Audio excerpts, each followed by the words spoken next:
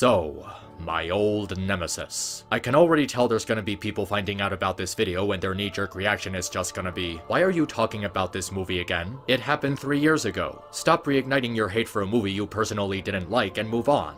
Well, for a couple of reasons. One, this movie has a tendency to appear as a trending subject on Twitter and has been doing so for years since it first came out. So don't try to tell me this topic isn't relevant anymore. The Last Jedi, regardless of how you feel about it, has always been a highly topical film given the subject matter. It doesn't really matter how long ago it came out because that's not an actual limit to what can and cannot be discussed in terms of media. And two, this is Star Wars we're talking about. Star Wars will always be a relevant topic of discussion until the planet explodes because it's only the biggest franchise in the history of Western media. For those who may not know, I previously talked about this movie when it was sort of new, I guess. It recently came out on Blu-ray and DVD, and it was terrible back then. Well, guess what? 3 years have gone by and it's still terrible. There is literally no excuse for this movie turning out as horribly as it did. Even now, it still baffles me how it was even possible for this movie to fuck up as colossally as it did. But on the other hand, this is something that I talked about in detail before. So I'm gonna try and do my best to bring up arguments that I didn't use the first time. Because there is actually very little to like about this movie. From its story, to its writing, to its characters, to its themes, to its awful continuity, to its production. It's not like I actively wanted the sequel trilogy to fail. I wanted these movies to be good. I'll openly admit that I was one of the people who felt optimistic about The Force Awakens when it first came out. It was a very flawed experience, but it still had some good stuff in it and left open a lot of possible directions for the story to go. But now, because of The Last Jedi and Rise of Skywalker, The Force Awakens is a movie that has only gotten more sour and aged more poorly with the passage of time, because it ended up going nowhere and now it means nothing. But perhaps that's a story for another time, because this isn't about The Force Awakens, this is about The Last Jedi, and I eagerly await the people on Twitter or elsewhere complaining about the news that I'm talking about this movie for the billionth time. But like I said before, I really don't care at this point, because even to this day, I'm still trying to figure out how this could have happened. How was it possible for this movie to go so wrong? Even with everything that's come out about this mess of a sequel trilogy since The Rise of Skywalker, it still feels like we missed something because it just gets worse and worse as time goes on. But as horrible as The Rise of Skywalker is, it wasn't necessarily the movie that started the avalanche. That honor goes to this movie, in which there were many think pieces about it, about how it was either the best Star Wars film since The Empire Strikes Back, No. or one of the worst things to ever happen in the history of cinema. And while I wouldn't say this about The Last Jedi, at least not on its own, it's definitely understandable why people felt that way. One way or another, this was pretty much the Star Wars movie that started the great divide between people who like the Star Wars sequel trilogy and people who like good movies. And I suppose there's really no harm in revisiting the reasons why. To see just how bad, or just how bad this movie has aged in the last 3 years, especially since The Rise of Skywalker came out. And just to let people know before we move forward, no matter what you see and no matter what happens in this video, just try to bear with me because trust me, it gets worse. It gets way fucking worse. But we all gotta start somewhere, and this movie's already pretty damn bad, so let's go. And what better way to start this off by doing what we did last time, starting off with the opening crawl. I know it may come across as a little bit mundane, but I'm sorry, this is simply not excusable. When the movie manages to screw up with the first 3 words, literally the first 3 words, it's just not painting a good sign. I talked before about how ridiculous it is that the Order was somehow reigning when the previous film ended with them losing a shitload of resources and taking a huge defeat after the Starkiller was destroyed. But after putting more time into thinking about it, I started to realize that this isn't the problem. It's a symptom of the problem. The actual problem is that this plot point has no build-up. You might have heard a common complaint with The Force Awakens and that the First Order just showed up out of nowhere from the ashes of the old Empire. We're just supposed to accept that this order suddenly rose to power and that the Republic was incompetent to stop it. There's no explanation for how this happened, and you can't just hand-wave it away with one sentence of information. The purpose of the prequel trilogy was to detail what led to Palpatine's rise to power in the OT. How he took advantage of the Jedi Order's flawed ideology and exploited the Republic's weaknesses. Nothing like that is given here. It's just these guys took the old Empire's place and we're back to square one. Now, it might have been one thing if they gave us a legitimate explanation for how they rose to power in the next 2 movies, but the answers we ended up getting turned out to be blatant bullshit. This opening crawl has the exact same problem. They don't take the time to establish or elaborate anything that's going on here. We have no picture of how far-reaching the villains are, how powerful they are, or how they recovered so quickly. Even if we're to assume that it's because the Order had more stations or the Republic's planets that got blown up dealt a crucial blow to the Resistance, it still comes across as jarring because The Force Awakens treated the destruction of the Star Killer as a strong win for the good guys and even the playing field. The movie ended on an optimistic note that the good guys were fighting back. So why are they suddenly losing? Why is the Republic suddenly just gone? Why is only one side winning when both sides faced huge losses at the end of the last film? It raises a whole bunch of questions that are never answered, which drags you out of the experience. And it heavily reduces the sense of tension because the stakes aren't properly established, creating a lack of investment. It feels like an entire other movie just happened off screen, and all this stuff with Leia and the gang being chased by Hux and the First Order has no context behind it. They're not choosing to stay consistent with the world building here. It's just this happened because that happened with no explanation for how and why. Leia's crew got back to the fleet, fled to some random planet, and are now being chased by the entire First Order, and there's just too many holes in how it's presented. We haven't gotten to the actual movie yet, and the story is already showing a number of cracks. Maybe I would have been more forgiving of this sloppy intro if the rest of the movie was more steady. And it's not. And the first sign of trouble comes from the iconic yet infamous prank call between Poe and Hux, introducing us to the film's terrible sense of humor. And this is where things are going to differentiate from last time, because instead of going through the movie scene by scene, I'm gonna talk about all the movie's comedy all at once. I'll be doing the same thing for other topics as we move forward to maintain a sense of focus and to better organize this critique. So it's no secret at this point that The Last Jedi has a comedy problem. It's one of the things that a lot of people talk about when it comes to this movie. And while people really like to make the argument that comedy is subjective, the problem comes into play when you start to really break it down and put it in context. Because for a lot of reasons we're gonna go into, the comedy in this movie does not work. And not because I personally don't find it funny, it actually fails on a fundamental level. And the main reason why is because the style of humor they go for is not appropriate for Star Wars. I'm not saying that Star Wars can't have comedic moments or do it well, but The Last Jedi is a textbook example of how not to do it. There's no subtlety to how any of it is delivered. What do I mean by that? Well, you've probably heard of something called mood whiplash, when a story tends to go back and forth between being upbeat and lighthearted and having a dark and serious tone. The Last Jedi is the epiphany of this, and not in a good way. There are so many moments throughout the movie where an otherwise serious moment is being interrupted by some kind of joke. Hux trying to pose a threat before getting dumbfounded by a prank call. Hux claiming they have the Resistance tied at the end of a string before Finn recovers from his injury and starts fumbling around in a suit leaking water everywhere. Rey facing her archenemy but getting awkwardly stunned by his physical features. Kylo telling his forces to fire on the speeders before getting interrupted by Hux, who just says the same thing. And Kylo just gives him an annoyed look. Chewbacca being pestered by the Porgs in between more serious scenes. Leia arguing with Poe over destroying the Dreadnought, followed by Leia telling C-3PO to get rid of that look on his face. And many, many other examples that I don't have time to go over. How is this a problem? Well, if I could sum it up in 2 words, it would be this: inconsistent tone.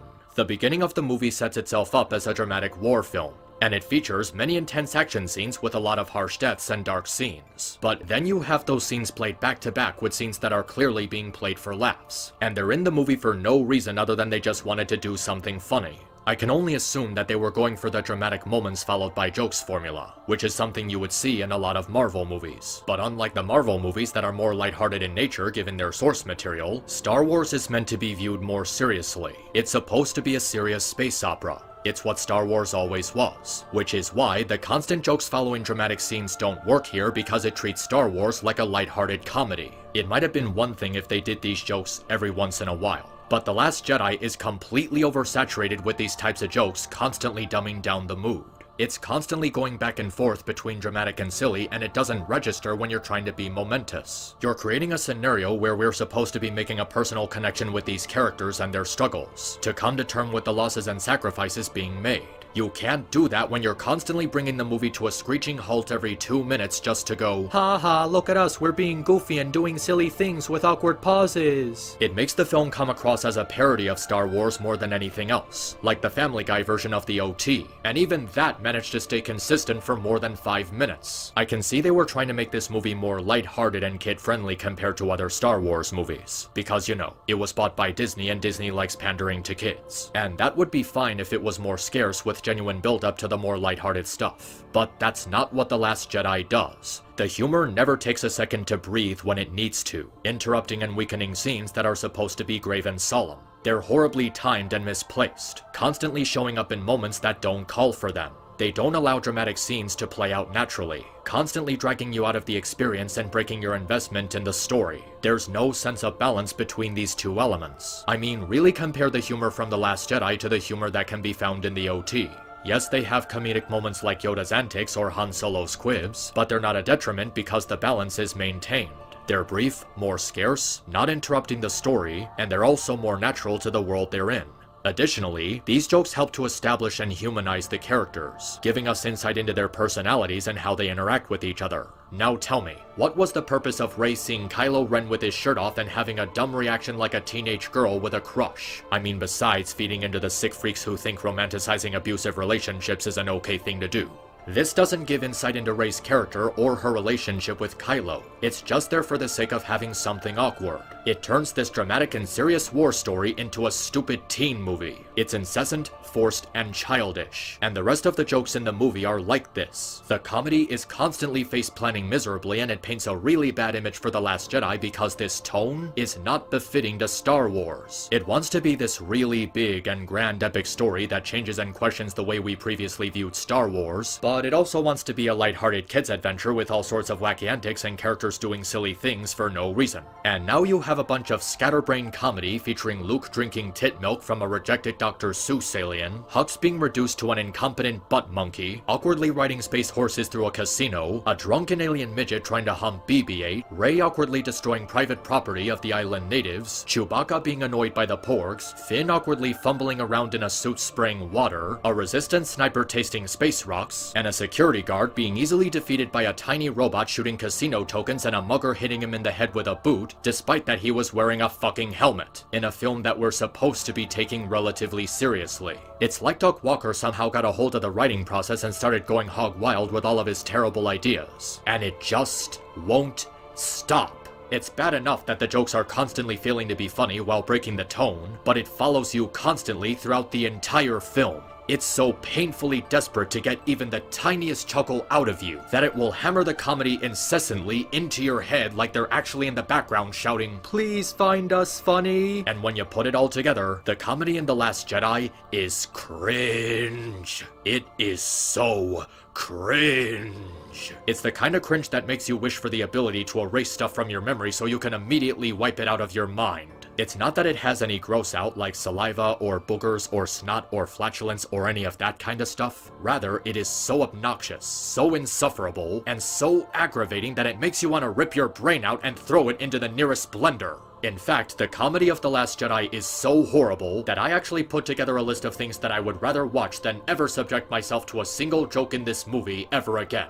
I would rather watch the episode of The Simpsons where Homer gets raped by a panda. I would rather watch a collection of cutaway gags from Modern Family Guy. I would rather watch a collection of episodes from the dark age of SpongeBob SquarePants. I would rather binge watch the 20th season of South Park. I would rather watch Beast Boy and Cyborg yelling waffles for 10 minutes straight. I would rather watch Adam Sandler's 8 Crazy Nights and Jack and Jill back to back. I would rather watch Son of the Mask. I would rather watch that shitty Olaf origin story. I would rather binge watch the Home Alone movies that don't have Macaulay Culkin in them. I would even rather watch the Star Wars Holiday Special on continuous loop, in slow motion. The comedy in this movie is that fucking bad. It's a constant burden on the entire film that makes it so jarring and difficult to watch. I've been to trips to the DMV with a better sense of humor than this movie, and I really wish that the comedy and constant shift in tone was the main problem, but this is only the cherry on top of the sundae with how horrible The Last Jedi is, because now we have to talk about the characters. And the characters in this movie range from bland, to annoying, to insulting, to, "Oh my god, will you please get off the screen?"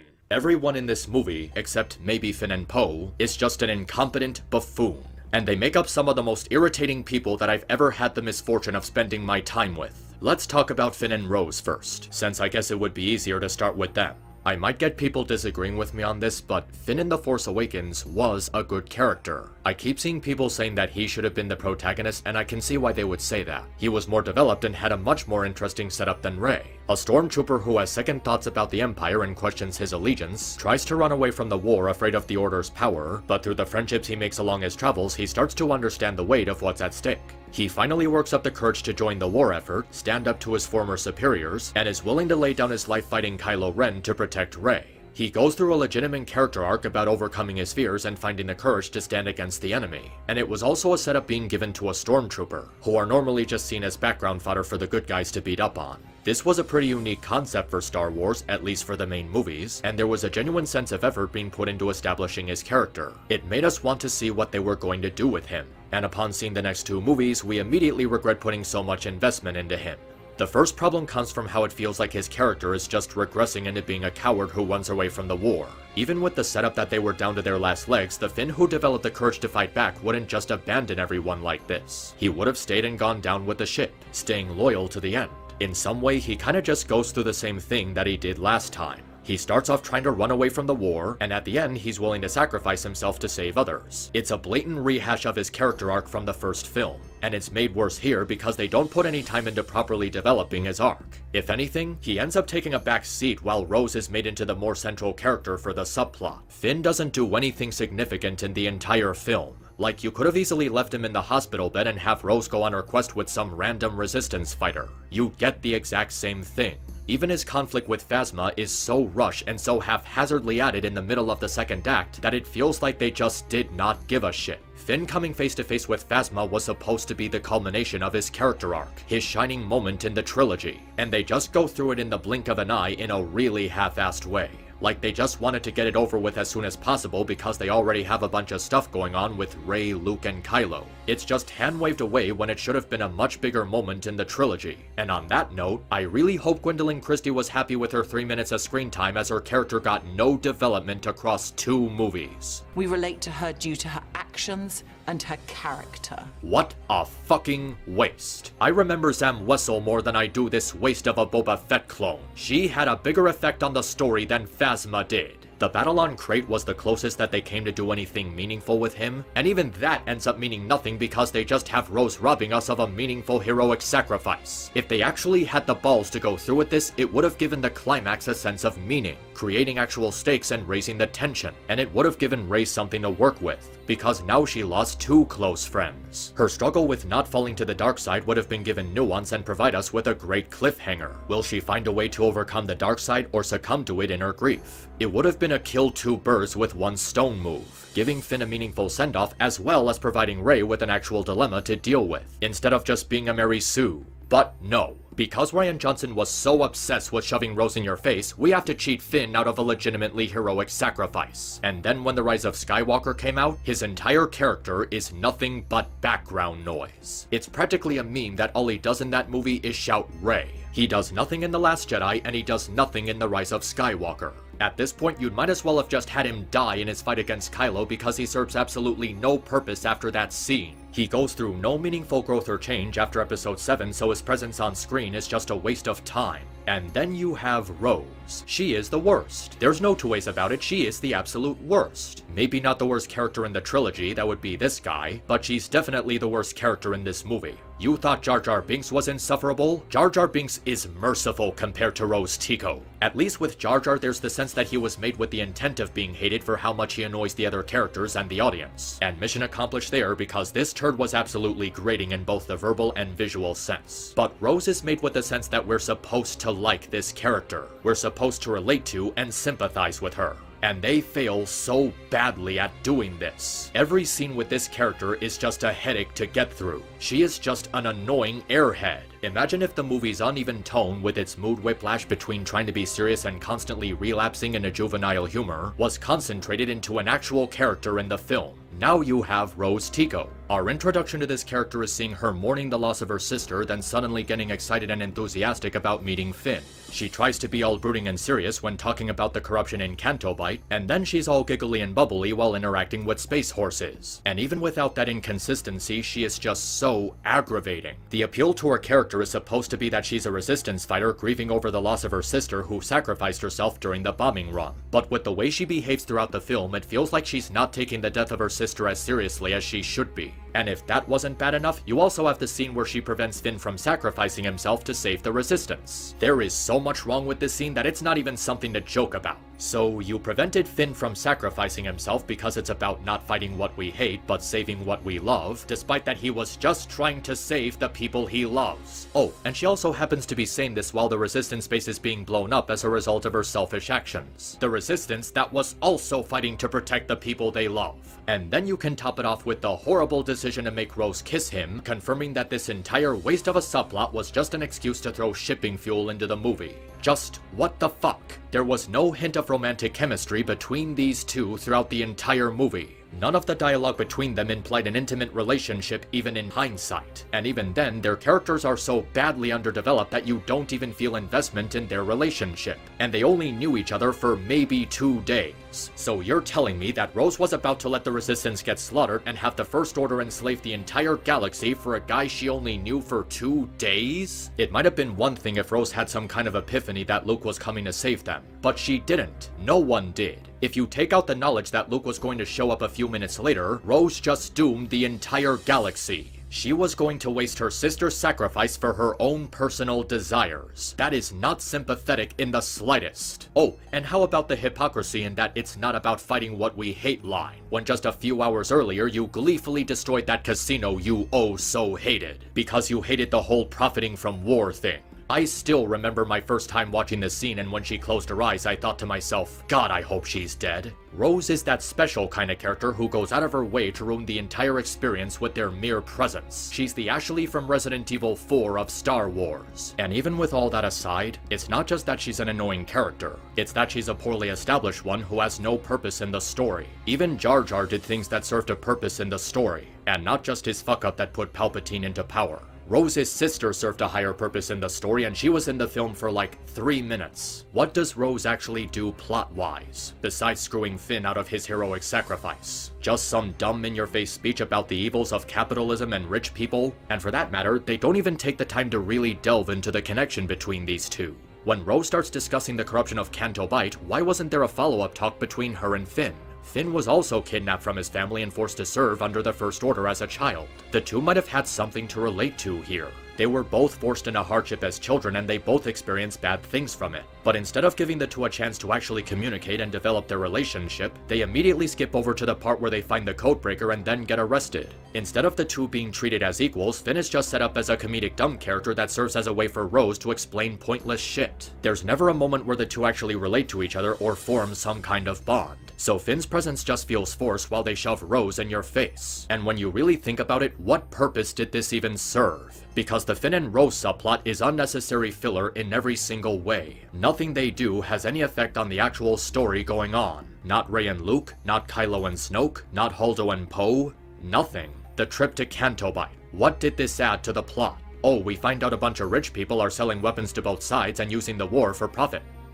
Okay, that adds nothing. We gave some random kids a resistance ring. They never have an impact on the story, so it's just a meaningless scene with no weight to it. We never see them again, so what's the point? And then it's revealed that Finn and Rose's mission was pointless because Holdo actually had a plan the whole time. They needed to find the codebreaker to disable the device that allows the First Order to track the Resistance through light speed, but then the guy ends up selling out their plan, which makes Holdo look even worse for simply not explaining anything, which would have prevented all these people from getting killed. You could have just made it so that the Order was anticipating Holdo's plan to attack them by surprise, which would allow them to be intimidating instead of incompetent. So this entire side quest just becomes completely irrelevant in the grand scheme of things. Everything about the subplot with Finn and Rose is just a waste of screen time. They have no influence on the actual plot whatsoever. All we get is some meaningless world building that doesn't influence anything that happens in The Rise of Skywalker. And the most damaging thing about this subplot is that maybe, if you cut it out of the movie, all the time spent on it could have been contributed to the other storylines. Stuff that's actually important. The stuff with Finn and Rose is so inconsequential that it plays out as a completely different movie, like a spin-off or a side story. And the movie spends over 40 minutes of his runtime on this bullshit. All those minutes that could have been given to Rey's training, Luke coming to terms with his past, Poe and his scuffle with Holdo, Kylo planning to overthrow Snoke. All the time wasted on these two would have been better spent elsewhere. You could easily cut out this entire subplot and you would lose nothing. And knowing that so much time is wasted on this subplot makes the overall pacing even more horrible. It really feels like all the stuff with Rey, Luke, Kylo, and Holdo is completely rushed and not given proper development because they wasted so much time on this stupid shipping fuel. And the broken comedy on top of that makes the pacing even worse. Both of these things are constantly breaking up the story at inconvenient times, needlessly dragging out scenes and causing a lot of stuff to be underdeveloped. It makes the movie as a whole so jagged and sluggish. It's 2.5 hours long, but it feels so much longer because of how badly it's paced. All this forced comedy in the Finn and Rose subplot is nothing but a great big compiled distraction, and everything else in the movie suffers as a result, such as the Holdo subplot. If there was any proof that the sequel trilogy was used as a mouthpiece for Kathleen Kennedy's feminist-driven politics, this would have to be it. Though derailing the entire lore for the sake of making Rey the most special person in the entire galaxy can count as a close second. So throughout this movie, we're led to believe that Holdo, the woman, is an irresponsible leader not doing anything about the impending doom of the Resistance, while Poe, the man, puts together a plan to save everyone. But then it's revealed that Holdo had a plan all along and Poe was a reckless idiot for taking matters into his own hands. Now this might not have been a problem or felt incredibly sexist if it was a well-written subplot, but it's not a well-written subplot, and the way they demonstrate Holdo's interactions with Poe are so blatantly one-sided that it feels like something Anita Sarkeesian would write. She just comes across as needlessly condescending. When addressing his recklessness, Holdo is being incredibly disrespectful to someone who's supposed to be the highest-ranking pilot in the Resistance. Poe might have went against Leia's wishes, but given the context of what was happening at the time, Poe kind of made the right call. The Dreadnoughts are regarded as fleet killers, meaning that they absolutely would have destroyed what's left of the Resistance given the chance, and they were tracking them through light speed anyway.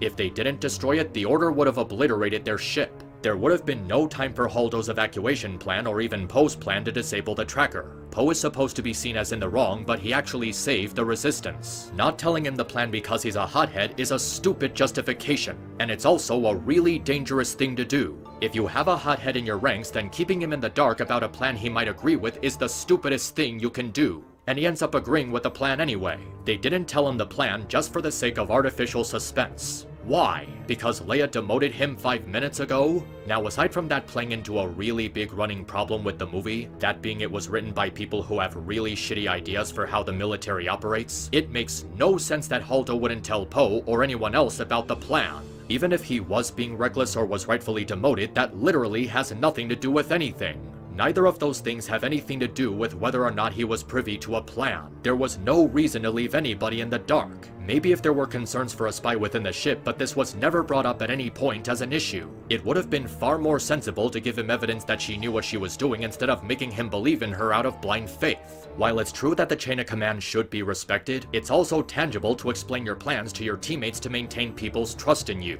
And when you're in a dire situation, respect should work both ways. There was no reason for Holdo to disrespect Poe like this, because in the beginning, Poe was willing to respect Holdo. He was just showing a few concerns regarding a plan she refused to tell him. A plan that would have taken 3 sentences and half a minute to explain. Even during the mutiny, she still doesn't bother to explain anything to him. It might have been one thing if the situation wasn't so dire and Poe was just some random private at the bottom of the chain with Holdo being so far up, but Poe isn't just some random private. He's regarded by Kylo Ren himself as the best pilot in the Resistance. I had no idea we had the best pilot in the Resistance on board. And he's also very respected as a fleet commander. And the situation was incredibly dire. It was a life or death situation to save what was left of the Resistance. Why would you not tell a hothead about the plan if you know they're most likely gonna act on their own since they don't know what's going on? I just find it really ironic that Poe is portrayed as a reckless idiot for risking the lives of the Resistance on his Finn and Rose plan, but then Holdo and Leia do the exact same thing, risking the survival of the Resistance on an attempt to land on some nearby planet without being noticed. And that's kind of the issue that I have with Holdo and Leia's plan. It relies entirely on the incompetence of the First Order. Poe rightfully points out that transports are completely defenseless and they'll be done for if they get spotted. Holdo and Leia claim that the Order wouldn't be tracking smaller ships, but why the fuck wouldn't they? They don't lack the capacity to do so, and it's a really easy advantage to pick off smaller ships whenever they emerge. It's only when Finn and Rose get caught that they get the idea that maybe they should be looking out for smaller ships. So I can only assume that the reason the plan would have worked was because the First Order is made up of complete idiots, which heavily undermines how they're supposed to be a great threat. Oh, and wouldn't you know it, Holdo not telling Poe about the plan ends up blowing up in her face because that's exactly what gets them caught. Finn and Poe wouldn't have gone on the side quest which led to the Codebreaker informing the Order about Holdo's plan if Holdo simply told Poe about the plan. Why did she simply not tell Poe about the plan? She told that random blonde lady about the plan, so why not anybody else? And what ends up happening is exactly what Poe predicted. Massive casualties and the Resistance getting blasted to oblivion. And even when that starts happening, Holdo is just staring at their destruction like she's dumbfounded. Instead of immediately taking action while the Order is firing on them, both before and after Kylo kills Snoke, she just watches on. She literally just sits there for minutes on end looking at them getting blown up before finally going, hey, I should probably do something. In case you haven't figured it out by now, Holdo is a fucking idiot who has no business being an admiral, and yet we're supposed to view her as a heroic and noble character who's willing to sacrifice herself so that the others can escape. And now all of her poor decision making is supposed to make sense because Leia told Poe about the plan well after it was too late. No. Just no. Aside from being a toxic mouthpiece for Kathleen Kennedy's female-driven politics, which I'm gonna get into later, she's simply a garbage leader. She acts like an immature child instead of an experienced commander, being disrespectful to her subordinates for just asking a reasonable question. Instead of communicating with Poe like they're both high-ranking individuals in the military, she instead treats him with a smug, condescending demeanor which results in them communicating like a bickering married couple. Everything about the way she acts makes her completely unsuitable for the task of leading people in a dangerous situation. It makes you wonder how she even became an admiral to begin with. Her role in the film is just as forced as Rose, as she basically does nothing except stall the plot, and her stupid-ass strategy only had the possibility of working because the First Order is artificially stupid. She just assumes that the enemy is going to be incompetent enough to not notice the smaller ships escaping to the nearby planet. And even if the enemy is incompetent, it's completely irresponsible to just assume that they are. Realistically, the Order should have won by now, and they're constantly portrayed as incompetent and failing to eliminate the Resistance every chance they get for the sake of plot convenience. And even after that, the way she acts and the way she communicates with Poe shows how she's unsuitable for the task of leading people in the middle of a war. If she couldn't even handle a single subordinate properly, what makes you think she can organize an entire military power in Leia's absence? My guess is not very well, since she basically team-killed the Resistance as a result of not telling Poe the plan. I don't want to hear any argument about how Poe should have just had better trust in Holdo and be patient with her, and not act behind her back. They're in a war, man! When you're in a war, you can't just expect people to follow you in blind faith. You have to give them a reason to believe that you're a suitable leader, and Holdo did nothing of the sort. None of her actions beforehand indicated she had the smallest clue what she was doing. She did absolutely nothing to inspire confidence in her authority. Why did Leia even have to be removed for the sake of shoving in Holdo? Why did they kill off Admiral Akbar so carelessly just to introduce her? When you really think about it, Holdo is a completely pointless addition to the movie because she's a useless character who does nothing to contribute to the franchise. It might have been one thing if she actually did something to have an effect on the story, but she just spends her screen time standing around doing nothing. If you cut Holdo out and just put Admiral Akbar or Leia in her place, the story would play out exactly as it did before. The inclusion of Holdo changes nothing. Actually, scratch that. It does change one thing. Our understanding of lightspeed travel that completely destroys and derails the entire lore by abruptly weaponizing it 8 movies into the franchise, with no explanation and no regard for how many plot holes it would open in the previous films, in spite of people shrugging it off by saying, oh, it's a really stunning visual that shows how amazing the special effects in this new trilogy are. No. It looks cool is not an excuse for retconning the lore like this. You cannot introduce something like this far into the franchise. It's the equivalent of introducing Kai Lang in Mass Effect 3. Not only does it make no sense here, but it makes no sense that the Elusive Man would never think to use him at any point in the previous 2 games. Why did no one else in Star Wars ever think about doing this before? Why didn't they use it against the Death Star to prevent Alderaan from being destroyed? And if someone tries to use the novel version to explain this away with something like, oh, the damage was caused by the experimental shields on the Raddus, that's not an excuse. This is basically saying that this plot-crucial information was something that should have been put in the movie and they were too lazy to take the time to include it. It's a cheap method for trying to fix a plot hole months after the film was released. I think the Fourth Snake put it best in his video about Devora and MK10. Refusing to explain plot-crucial detail to the audience, unless they're willing to purchase additional supplementary material, is terrible storytelling. And if anything, this just makes it even worse. They know they broke the universe with this stupid idea, so they just made up the excuse that some ships are special. I mean, experimental shields? Really? What do? Just make the ship susceptible to hyperspace ramming? That's a pretty big leap in shield technology they never bothered to explain. And it also adds salt in the wound that these new films are just doing whatever they want with lightspeed travel regardless of how much sense it makes. Hyperspace out of a hangar? That's cool. Hyperspace into the gravity well of a planet? It's cool. Hyperspace as a weapon? Let's do it. They're not taking any sort of internal consistency into account. It doesn't matter what excuse you come up with. This writing decision completely nullifies every single previous movie by ruining the spaceship battles. You might remember in my original review that I used midichlorians as an example for disrupting the consistency in Star Wars, pointing out how they have the same problem as the Holdo maneuver. But you know what? I don't think that was a fair comparison, because I can at least see the possibility of some kind of explanation to justify the midichlorians, like limiting the power level of the characters so everyone isn't just freely demolishing everything like Anakin. This is completely indefensible because it brings absolutely everything into question. Why hasn't anyone done this before? Why hasn't anyone attempted to weaponize hyperspace? Why hasn't anyone made vulture droids for the purpose of hyperspace ramming? Droids that have no thinking or consciousness. They just abruptly introduced the most cost-effective way to blow shit up, and could simply just have droids do it instead of human pilots. This one scene that was made for the sake of a cool visual has now raised far too many questions with no answers being provided to them.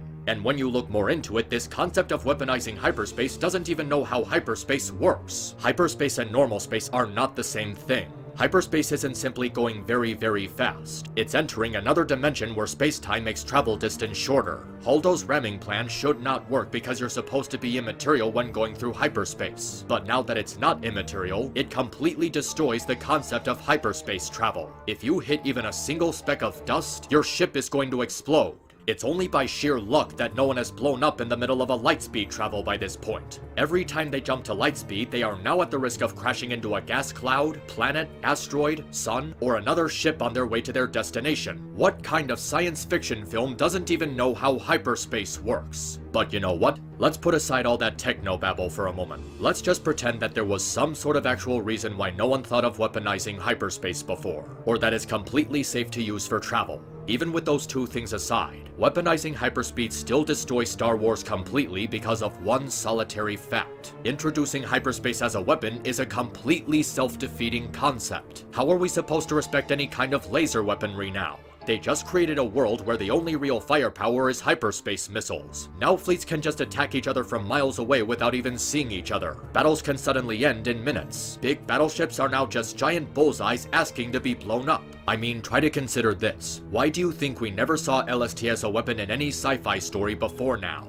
Whether it's a movie, TV show, book, or video game. That's because not weaponizing LST is an unspoken rule of sci-fi. From a writing perspective, the second you introduce hyperspace ramming, you introduce a completely OP weapon that can't be countered. Something that has infinite destructive potential that solves all possible combat scenarios. And now that you've introduced it, everyone is gonna start threatening to use it, and now you destroyed the concept of spaceships fighting each other. It's the sci-fi equivalent of a nuclear warhead. Every military is now building these things and pointing them at each other's planets, making it completely impossible to write any plausible conventional fleet battle. The reason why no one ever came up with hyperspeed as a weapon before is because it's a completely stupid idea. Other sci-fi stories considered the world-building ramifications of this idea and realized it would unbalance everything. They kept things consistent to maintain some sort of believability to the world they created. The only reason I can think of for why this was allowed to happen is because Rian Johnson is a fucking idiot who doesn't know anything about sci-fi, and that stupid bimbo was too fucking lazy to proofread his storytelling before sending it off. And it would have been bad enough if the hyperspace thing was the only world-shattering inconsistency in this movie. But unfortunately, it's only one of many, many blunders, making the world building completely sloppy and careless. For example, the bomb running scene. It makes no goddamn sense that the Republic or the Resistance abandoned Y-Wings in favor of these completely useless contraptions. I don't care how much explosive power those things have. They are objectively inferior. Their armor and shields are garbage. They travel extremely slowly. It's incredibly easy for an enemy ship to blow them up before they get within a mile of their target. They can easily end up team killing the ships assigned to protect them because the range of the debris from their death is way too massive. Their hull integrity is so horrible that they can easily be set off by the tiniest debris coming in contact with them. They're completely counterproductive in these types of combat scenarios. They're made of paper, they're incredibly easy to hit given how slow they are, and the extremely high odds of friendly fire when they're destroyed are too much of a risk to just keep using. The only reason why that dreadnought was destroyed was because the TIE fighters were somehow too incompetent to get that one bomber they missed. Oh, and also because they completely forgot how gravity works. I just love how there are people making excuses for this abortion of a movie by saying, oh, the bombs are just magnetized. Really? Then how do they not get pulled straight into the side of the bomber ship when released? These things are ineffective in every logical capacity. Why is the Resistance wasting resources on them? Because Rian Johnson wanted to reference World War II? And for someone who wanted to reference World War II, he seems to have a pretty awful idea for how the military actually functions. I mean, we already went over the stupidity of Holdo not cooperating with Poe and not debriefing anyone about her plan, while also being the worst leader ever, but then you have shit like Rose heroically stopping Finn from sacrificing himself. She would have doomed the entire galaxy had Luke not shown up. In real life, she would have been labeled a traitor and sent to the brig. There's also the bullshit with Hux not immediately destroying the Resistance because he wants to toy with them before their ultimate annihilation. That does not make sense. I can understand this coming from someone like the Joker, but not a military leader whose priority is to destroy the enemy as soon as possible. They wouldn't simply toy with their enemy, giving them time to come up with a plan for escape. If this was supposed to show his arrogance and stupid pride, it doesn't work because it actively retcons his character from The Force Awakens. In that film, Hux was a legitimately terrifying general. There was a strong veracity to his presence on screen. He was a villain that you could take seriously because his demeanor was that menacing. In this movie, he's treated like a joke. He's the butt of everyone else's antics, he's portrayed as incompetent, and his demeanor from the previous movie isn't present, and he doesn't really do anything except yell and point. It's like Rian Johnson didn't know what to do with him, so he just used him as a framework for the film's terrible comedy. And when we get to The Rise of Skywalker, I'm the spy. you know what? I don't think either of these idiots knew what to do with Hux. But the lack of military understanding goes beyond just character portrayals and interactions. It also relates to the terrible tactics of the military powers. If you want a thorough breakdown of this, I recommend checking out these videos. They go into far more detail on the subject than I can possibly hope to. To put it simply, the way the military is portrayed here is really childish and absent-minded. It's actually about as childish as the way the sequel trilogy portrays the Force. They took away all the deep philosophy behind it and just turned it into a superpower. The way the Force was described in the OT made it into something much more important than that. Even the prequels, in spite of their problems, took the time to show the intrinsic and delicate nature of the Force. So much careful thinking and wisdom went into establishing it, and it's been further expanded in things like the KOTOR games and the animated television shows. The sequel trilogy takes all of that, crumbles it into a ball, and throws it out the window in favor of portraying it as a generic Dragon Ball power scaling system, with random special abilities they just pull out of their ass. And The Last Jedi has more than a few infamous examples. Probably the most infamous and laughed at example is how it apparently gives you immunity to the vacuum of space. Yep, the classic for all the wrong reasons Leia Poppin scene. When was it even established that Leia was this powerful with the Force? I'm not saying that she can't use it, but she never used it for anything drastic. She was never shown to use it for combat or dire situations. If she was supposed to have gotten stronger in the last 30 years, you think they would have expanded on that a little more. At least in a way that makes sense. But no, this is how we're introduced to Leia's ability to use the Force. Flying back to the ship like she's goddamn Superman, completely immune to the elements of space, and somehow, quite fucking miraculously, suffering no long-term damage from this predicament. I'm sorry, but the Force does not work as a barrier to the vacuum of space. Not even the most powerful Force user would survive the vacuum unprotected. Temperature and a lack of oxygen is one thing, but the absence of pressure would absolutely kill you. Your blood would boil and you would be dead in seconds. You can't just dismiss it by saying it's science fiction, so it's obviously not a realistic portrayal of scientific stuff. There's a limit to how far you can stretch that. All science fiction is based on real-life science in some way. It helps establish the rules of your science fiction world. Pulling off shit like this goes against the concept of having rules, and it also results in other types of bullshit. How the hell did they open the door to let Leia back in without decompressing the rest of the ship? How did the group get her back in without getting sucked into space? What am I even looking at here? A Power Rangers movie? It's not even a Deus Ex Machina. It's not even a middle finger. This is taking a giant shit in the audience's mouth before pissing in their eye sockets. It's that pathetic. Then you have Luke somehow projecting himself across millions of light years in his confrontation with Kylo. Are you really that dense? If Luke was supposed to be this powerful the whole time, why in the almighty hell did he not help fight the First Order? Instead of using his X-Wing to fly over there, he just stays on the island like an idiot. The purpose of this scene was for Luke to sacrifice himself to buy time for the others to escape. But this is the most ridiculous way they could have done it. Maybe this might not have been so bad if it was something just by itself, but when you combine it with the Leia Poppins scene and all the other stupid stuff they do with the Force in this movie, it comes across as an extreme interpretation. When he asks Rey if we were expecting him to take his lightsaber and go against the entire First Order, this is proof that he could have done that. It's not like he got weaker in his old age. At least we could have gotten a proper lightsaber duel. And that's not even including the bullshit interacting with the living world after you die. Why is Yoda able to summon lightning as a Force ghost? If Force users can interact with the physical world after they die, why didn't the Jedi of the past do anything against the First Order? Why didn't they help Luke and Leia stop them?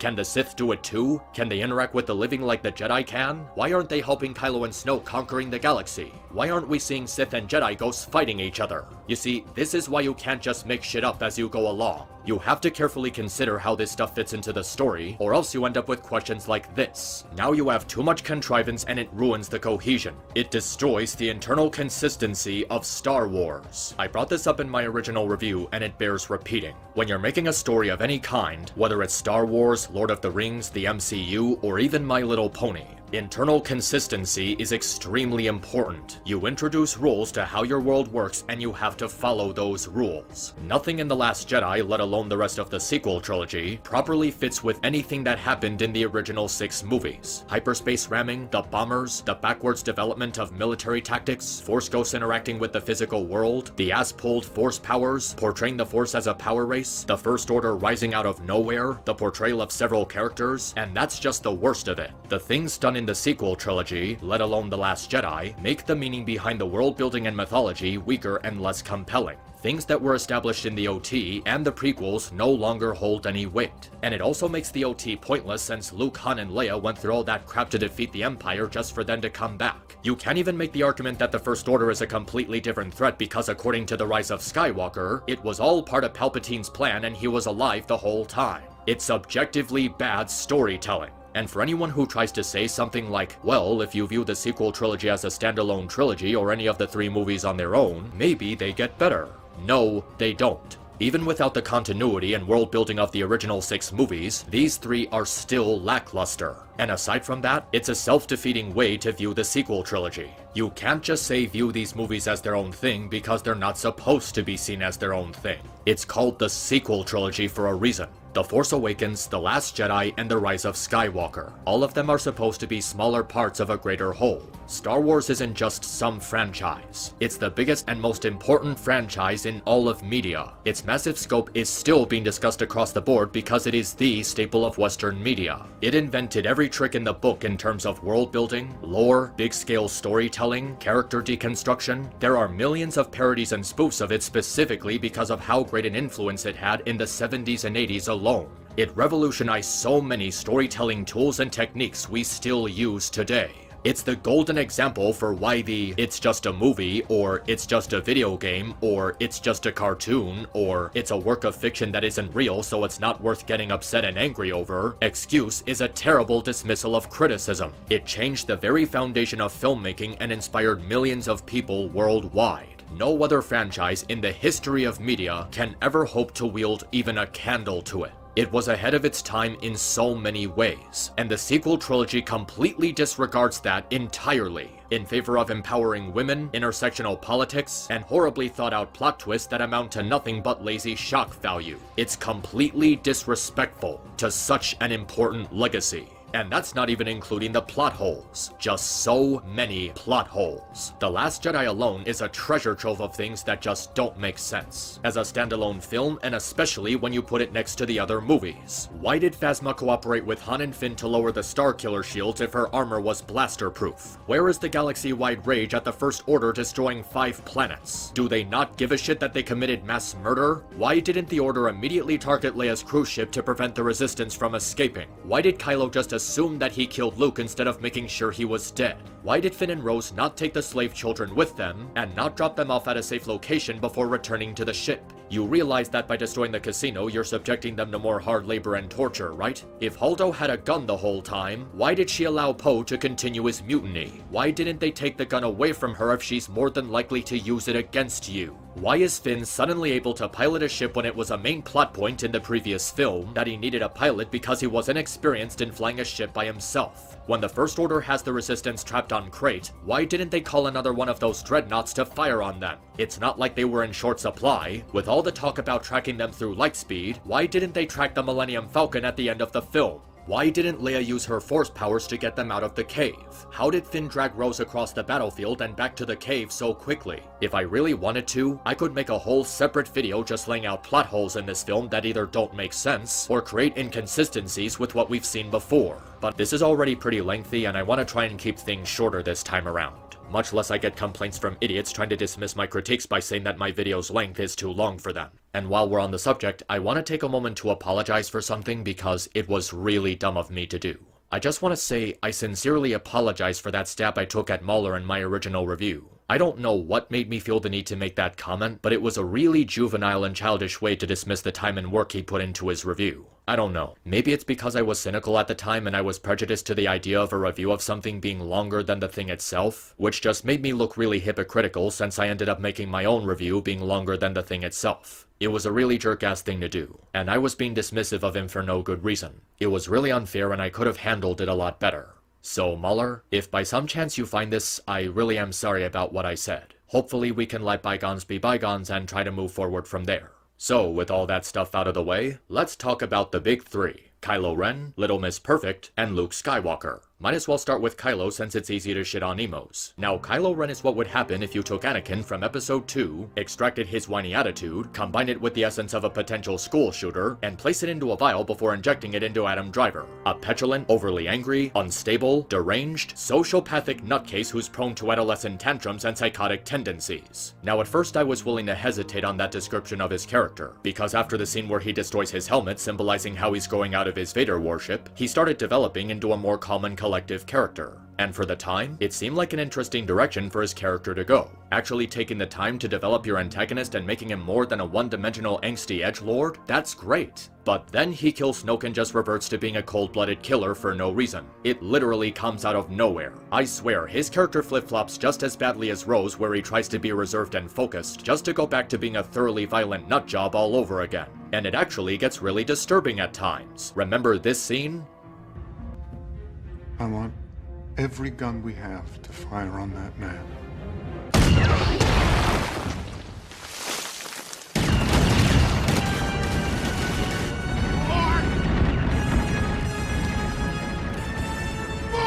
Jesus Christ! Anakin Skywalker at his most furious was never this unhinged, ordering all those walkers to just repeatedly shoot Luke over and over and over, while watching the whole thing with so much wrath and murderous intent, to the point where even his own soldiers are unnerved by it. This is the kind of thing you do when you hate a person beyond any sense of logic. Not only is this uncomfortable, but they try so desperately to get you to take it seriously, to the point that in a strange way, it's actually kind of laughable. People have literally made memes out of this moment.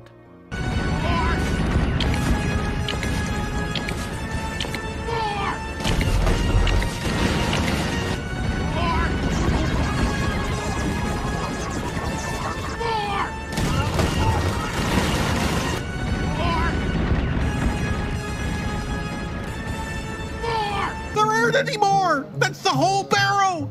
And when people find the memes more entertaining than the writing quality that went into the scene itself, that's not a good sign. What was even the point of this? You were setting up something interesting with Kylo by giving him a more calm demeanor, and then you just decide to do nothing with it. It just results in a huge chunk of the movie being a complete waste of time because his character just goes back to square one. Imagine if Tony Stark was going through his arc about learning to be a more responsible person who uses his wealth to help people and not waste his life, just to go back to being a self-centered playboy. That is the kind of backwards writing that Star Wars has fallen to. Why are we supposed to care about this sleazebag? Why are we supposed to find Kylo's character endearing or complex or well-written when he's none of those things? I mean, he might have been if they stuck with that calm demeanor, but now he's just angry. That's it. He's angry. I have described his entire character to you. There is nothing else to say about this man. He's just Kratos without the complexities that made him an endearing anti-hero. I mean, what about his backstory are we supposed to find compelling? Do we even need to draw any comparisons? Actually, I got the perfect comparison. Anakin Skywalker. He was born into slavery, grew up without a father, 90% of his childhood was shit. He was disrespected by everyone, manipulated by both the Jedi and the Emperor. He watched his mother die a horrible death, lost the love of his life and his best friend, separated from his children, lost everything and everyone he tried so hard to protect. And to top it all off, he had to spend the rest of his life in a robotic suit after being nearly burned to death. But the backstory is only part of it. The real complexity comes from how Anakin is written and how his character arc is developed over the course of the series. Now, the prequels have problems, like a pretty good amount of problems, but I always found Anakin to have a more compelling character arc than people give him credit for. We've all made fun of how whiny he is in episode 2 or how annoying he is in episode 1, but when you look more into it, there's actually not a bad character arc lying beneath the cracks. His story is a cautionary tale of how a hopeful and idealistic person was twisted and manipulated by both sides of a political-military conflict, setting off a series of events that gradually transform him into the galaxy's most feared tyrant. It's done in a way where it's hard to blame him for becoming a villain, because so many of the things that contributed to his downfall were completely out of his control. One of the most notable things about Anakin in the prequels was how he was a Jedi going against the philosophies of the Jedi Order, by forming a forbidden love with Padme and developing attachments with friends and other people he wished to protect. One of the fundamental teachings of the Jedi is to not let yourself become attached to anything, because they lead into things like fear, hate, temptation, and other stuff they view as bad. It's the reason why they never made Anakin a master in spite of his hard work. They already sensed his inability to let go of things he was afraid to lose and became too attached to them. Their teachings weren't necessarily bad, but they were imperfect enough to the point that it resulted in terrible mistakes, and Anakin's fall to the dark side was one of them. For example, let's look at the scene where Yoda tries to help Anakin cope with the inevitable possibility of losing Padme. His words are indeed wise, and they can help people who are going through the grief of losing a loved one. But in Anakin's case, they don't do anything to help his situation. Anakin grew to care for something bigger than himself. He truly valued his friendship with Obi-Wan and Ahsoka. It was more than just comrades in arms. They were genuine connections he risked his life for. And Padme was someone he wanted to share his life with.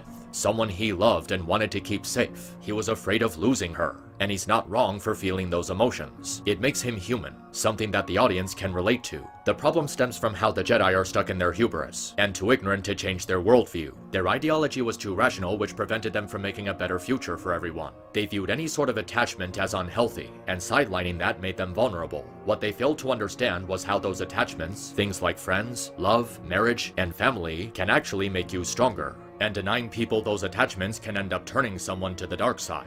And the Jedi teachings were further proven to be faulty by how Luke helped Anakin defeat Palpatine in the end. It was those same attachments they spoke against, the kind that Luke was willing to have with his father after learning the truth, that ultimately brought balance to the Force. At least until Kathleen Kennedy, Bob Iger, Rian Johnson, and J.J. Abrams came along and took a massive shit all over that. What I'm saying is, the way Anakin acted out in the prequels, though understandably cringy at times, was completely understandable. I personally see his story as a much better version of Obito Uchiha from Naruto. He doesn't become evil because a loved one died. He becomes evil because he was afraid of losing people he cared about and was carefully manipulated into allowing that fear to consume him. There's a sense of tragedy to the whole thing. Seeing a person who was actually really kind-hearted, showing compassion for others, doing everything he could to do the right thing, slowly sink into madness and lose everything. That climactic battle between Anakin and Obi-Wan still gets to me years later. Not because of the intense choreography or epic music, but because of the story behind the fight. Seeing these two lifelong friends who had a genuine friendship over the years, who became brothers to each other, have now been torn apart and are fighting each other to the bitter death. The juxtaposition of their last words to each other are really heavy when you consider everything they went through and just how thoroughly they ended up being pawns in Palpatine's game. Which brings us to one more thing. Does all this make Anakin sympathetic? Now, this is something that I've always found to be extremely debatable. He's still complacent in the deaths of billions of innocent people, and he actively slaughtered a group of children. He allowed his anger to get the better of him, which resulted in the death of his wife. And that's only if you're counting the movies. But here's the thing. Regardless if you find Anakin sympathetic, that's not what makes his character. What makes his character is the tragedy surrounding his life. When Luke confronts him throughout episode 6, challenging him to find the goodness that's still in him, it amounts to more than just trying to give Anakin sympathy. Darth Vader tried really hard to bury his past life as Anakin to cope with all his losses, and now his son is trying to help him dig up that past life to turn things around. And it feels genuine because there was good in Anakin. Good that ended up getting twisted and manipulated into something sinister for someone else's personal gain. Anakin is a character who, whether you sympathize with him or not, is still interesting. And any character can be as moral or immoral as the writer wants them to be, as long as they manage to be well written and interesting. In the same way the Joker is an interesting character in spite of being the biggest mass murderer in the world. Now let's compare that to Kylo Ren, whose fall to the dark side we're supposed to find compelling because his uncle tried to kill him in his sleep. And he's angry about it. That's it. You're not gonna expand on this in any way? Even if Kylo is right to feel that way, just saying that is not compelling. You need to expand on this in some way, or it's just a weak piece of his backstory you didn't bother to go into. Do we see how Kylo was feeling after this event? Do we follow him in the days after this? Do we see the conflicting emotions he went through as he left his family behind? His training with Snoke? Anything that happened after this at all? Nothing. We only see this moment for a couple of seconds through two perspectives, and yet the film treats it like a major event in the story. I guess this could have been explored more if they dedicated more time to the final confrontation between Kylo and Luke, but the scene is just used as a ray of hope moment that foreshadows Rey as the new face of the Resistance, the Jedi, and newfound hope in the galaxy. There's no meaningful dialogue between the two. Nothing that delves into their past relationship as master and student. They just have two extremely brief exchanges that only slightly reference their past together. That's it. There's no further development of the connection between these two beyond that. The scene feels too rushed, like they didn't have enough time to go more into it, which they might have been able to do if they didn't waste a third of the film on that bullshit with Finn and Rose. It's sort of like the scene in the throne room where Kylo tries to get Rey to join him, telling her that she needs to let the past die or kill it if she has to. It should leave a strong impact, but because of the execution it just feels empty. The basic idea is that you shouldn't stay mired in the past or become obsessed with it, and you have to move forward to grow and become stronger. Now the idea itself is not bad, but the presentation is problematic. The issue comes from how the line is phrased, describing the past as something that should be killed or left to die, which is totally different from simply leaving it behind and moving forward. I think there's a reason why Timon said you gotta put the past behind you instead of you gotta kill the past, or leave it to die.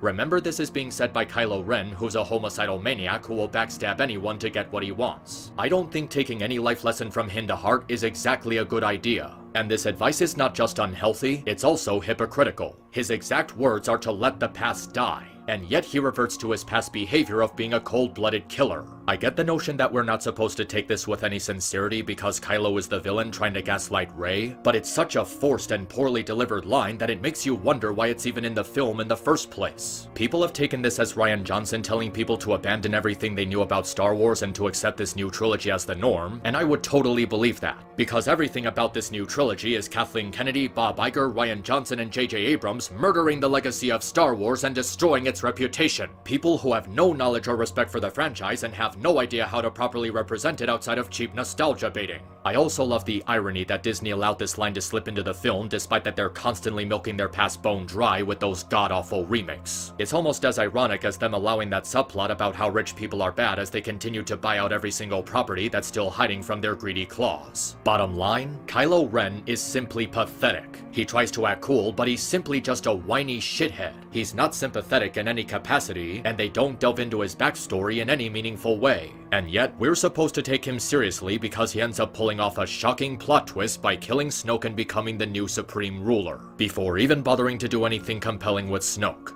And even that doesn't mean anything because Palpatine was the mastermind behind everything anyway. He might have been intimidating at first, but now he's just become pathetic by the end of the movie. I mean, consider this. Kylo ordered that barrage of laser fire on Luke and didn't intend on letting it stop until Hux intervened. He clearly hates him with a fiery undying passion over the incident at the temple, and you might say he's justified in feeling that way because he was thinking about attacking him. But in a way, that just makes it even worse. Luke's actions don't warrant that kind of extreme response. Remember when Obi-Wan betrayed Anakin? When he thought he turned Padme against him? When he cut off his limbs and left him to die after being set on fire? Yeah, that was some really messed up shit.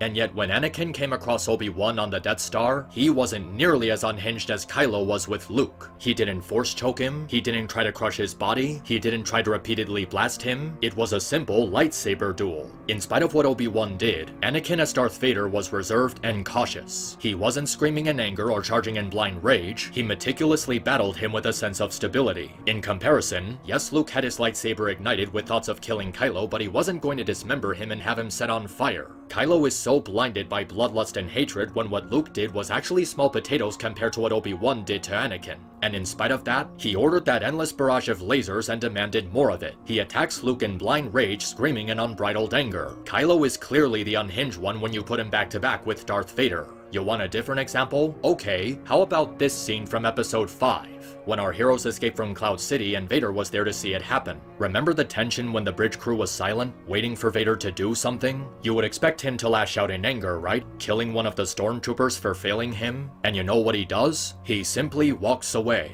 No cry of anger, no hint of violence, no hint that he was upset with the stormtroopers, nothing. If this was Kylo, he would have taken out his saber and started destroying the nearest piece of machinery in a fit of rage. But Vader doesn't do that. And oddly enough, that just makes him so much more intimidating. Vader demonstrating his ability to restrain himself even when he ends up going through a defeat is really chilling. He managed to be terrifying by behaving in the exact opposite manner you would expect a terrifying villain to act in this kind of situation. That shit is fucking brilliant. Nothing J.J. Abrams or Rian Johnson did with Kylo throughout these 3 movies ever comes close to this one scene in The Empire Strikes Back. And even when you take out the fits of rage and unbridled tendencies, he's not even an interesting antagonist because he's far less motivated than Anakin in the prequels, or even Palpatine, and he was basically just Space Hitler. And not only is Kylo less motivated, his actual motivations are just baffling. His only sympathetic motivation for turning to the dark side was because Luke thought about killing him. But that motivation doesn't sit right when you consider how he killed his father in the last film.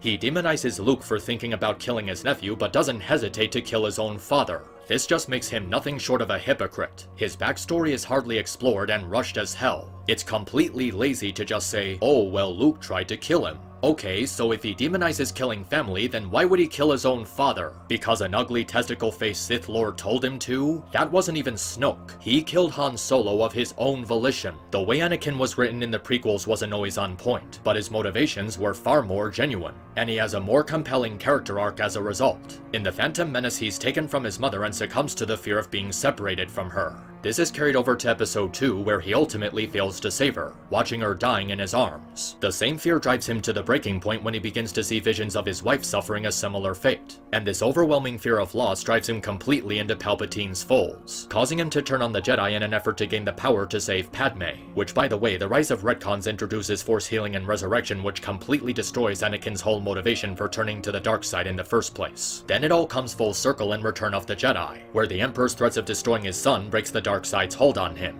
and he sacrifices himself to save Luke. That is a 3-dimensional character with a 3-dimensional character arc. With Kylo, nobody seemed to be bothered with giving in the most basic amount of depth, with his reasons for being bad because Palpatine was whispering funny voices in his head, which he seems to have no reaction to when it's revealed. Kylo as a character is bland and sulky at best, and petulant and laughably bipolar at worst. It certainly doesn't help that he got his ass handed to him in the first film, and yet he still tries to act like this unstoppable badass war machine. He's basically a child in a grown-up body with no effort being put into his backstory. He lacks both consistency and character growth. He has a completely different personality in each film, making his motivations and decisions confusing. In fact, how did Mauler describe him in his Rise of Skywalker video? This character is so utterly inconsistent that he's become the personification of tangled up Christmas tree lights drenched in yogurt and acid. I'm not even going to pretend that he has some semblance of a through line in these films. Be good, be bad, I don't give a shit anymore, just commit, you greased weasel. Yeah, that's exactly what he is. Kylo Ren is inconsistent, and his arc is filled with giant holes, like how they completely neglect the fact that he became Supreme Leader and nothing changes. No one comments on it, there's no conflict with Snoke's allies, no one complains except for Hux, who immediately gets force choked for speaking out of term, and he still acts like an edgy teenager. Even that let the past die scene is ultimately meaningless, as it doesn't change his character in any way. He just goes back to being angry when Rey rejects him. Was it because he was caught between legacies and wanted to take things in his own direction? He just ends up taking orders from Palpatine, so his epiphany ultimately means nothing. And you know another reason that line means nothing? Because we never actually see Kylo's past. All we know is that he used to be an apprentice to Luke and he betrayed him. What about his early life with his parents, his life on the island, his relationship with the other students, the lessons he learned about the Jedi and Sith? Not even his years working under Snoke? Why didn't we get to actually see his past? Why is it that the only thing we get from him is 2 or 3 flashbacks that show the exact same thing? It would have helped to resonate his actions. There's so much context regarding Kylo's character that's completely absent from the story. You want to compare this guy to Darth Vader or Anakin from the prequels? Fine. Because when you compare this guy to Darth Vader or Anakin from the prequels, Kylo Ren is fucking pathetic. He's a garbage character with no depth, he's a garbage villain with no intimidating features, and he's a garbage whoopee because he's so despicable and nasty and his personality is nothing but having an angry temper tantrum every 10 minutes, yet the sequel trilogy is begging the viewer to have pity for him. I honestly feel really bad for Adam Driver knowing he has to be associated with one of the most, if not the most, poorly established, poorly conveyed, repulsive, and trashy character in all of Star Wars. Oh, almost forgot to talk about how Kylo killing Snoke was a terrible writing decision. They kill him in the most arbitrary way possible and they didn't bother to explain anything about his background, his motivations, how long he's been around, his rise to power, anything. This isn't like the briefcase in Pulp Fiction that's supposed to remain a mystery. Snoke was the main villain and a major character. His presence raises a lot of questions relating directly to the story that demand being answered, and they're never given any satisfying answers. I mean satisfying answers. We were being led to believe that he was someone important, but now it turns out he's no one. Just a pawn in Palpatine's game that was expendable. So it's just another huge waste of time. You can't just build up the main villain like this and then suddenly go, yoink, that's not good writing. It wasn't okay when Naruto did it, and it's definitely not better here. In spite of the faults of the prequels, they did an excellent job with the slow and gradual reveal of the Emperor. Over the course of 3 movies, they take the time to establish his goals, his motivations, his personality, his schemes, and when we see him for what he truly is, we know a lot about him. They might not have revealed everything, but they revealed what we needed to be invested in the character. With Snoke, they reveal nothing. They did nothing of value with him. He just sits in his throne room, toys around with Rey for a bit, and then gets killed by Kylo. There's no payoff in this. And a plot twist is supposed to have a meaningful payoff. This is just a meaningless subversion of our expectations, something you can tell Rian Johnson likes to do way too much. There are people who actually think this is a good twist for absolutely no reason other than it caught them off guard and they didn't see it coming. Like, that's supposed to automatically equate to good writing. If you actually think Kylo killing Snoke is a good twist just because it caught you off guard and you didn't see it coming, you're an idiot. A twist is not good just because it catches you by surprise. I previously made a video explaining that. 2 if you want to count this one. In order for a plot twist to work, it needs to properly align with what was established beforehand. Something that helps the story make more sense upon a second or third viewing. There has to be some kind of build-up to it, and it needs to fit with the way the characters were portrayed beforehand. You can't just say X was Y the whole time and expect us to buy it. A twist needs to make sense upon reflection and serve the story in a positive manner, and it needs to add to the story in a way that couldn't be done otherwise. Simply tricking the audience is not the reason why a twist works. If you go by that logic, your twist will have no subtlety. If you're making a twist just for the sake of tricking the audience, it's not a good twist and you failed at building suspension. To get what I mean, let's take a look at what is considered one of the biggest plot twists in history. The reveal that Snape was protecting Harry all along, and that he was a triple agent for Dumbledore. The reason why this plot twist works is because it does everything properly. It enhances the narrative upon multiple viewings. It's gradually set up instead of coming out of nowhere. And they spent 7 books or 8 films developing Snape as a character, and his relationship with the other characters. A lot was revealed about the character to establish investment in him so the twist has a stronger impact. His actions make sense upon revisiting certain parts of the story, and it paints his character in a new positive light without contradicting anything that came before. This is a subversion of our expectations done properly, because it provides the audience with a meaningful payoff. In comparison, Snoke's death is done specifically for cheap shock value instead of fueling the strength of the story, and it amounts to nothing. Kylo killing Snoke doesn't change the story because it's still the same generic good versus evil formula we've already seen in the previous films. It just rushes his status as the new villain in such a horrible way, and it makes no sense for Snoke to be killed like this. Snoke was the most powerful character up to this point. He can sense everything and directly says he can see into Kylo's mind. Why didn't he sense the saber turning to cut him in half? Why didn't he sense Kylo planning to kill him? Kylo is presented in the rest of the trilogy to be a pathetic and incompetent fool, and yet he's the one who ends up killing Snoke. And he does it so effortlessly like he was just a random character. It makes no sense to build him up as an all-powerful entity just to kill him off in the most anticlimactic way you can imagine. He just amounts to a lazy generic Palpatine ripoff and there's no gratification to his death. It has no weight because we didn't know anything about him. They put so much time into building him up, and now he's just gone. He was killed halfway through the second movie in the trilogy, making his presence in episode 7 completely pointless. But I think the most offensive thing about this twist is the missed opportunity. Rian Johnson went out of his way to subvert expectations left and right, but at the one moment where he could have truly done something impressive, he doesn't even take advantage of it. Imagine if in that moment Rey and Kylo completely change sides. Rey falls to the dark side, and Kylo comes to see the error of his ways. It would have made sense with Rey growing angrier over the course of the movie, and Kylo learning to harness his emotions. Rey becoming a villain would have sent shockwaves throughout the entire trilogy. Imagine Finn, Luke, and Leia reacting to Rey falling to the dark side. We could see Kylo trying to atone for his crimes, asking his mother and uncle for forgiveness as the Order is completely turned on its head. The possibilities were just so intriguing, but Johnson just decided to stick to the status quo.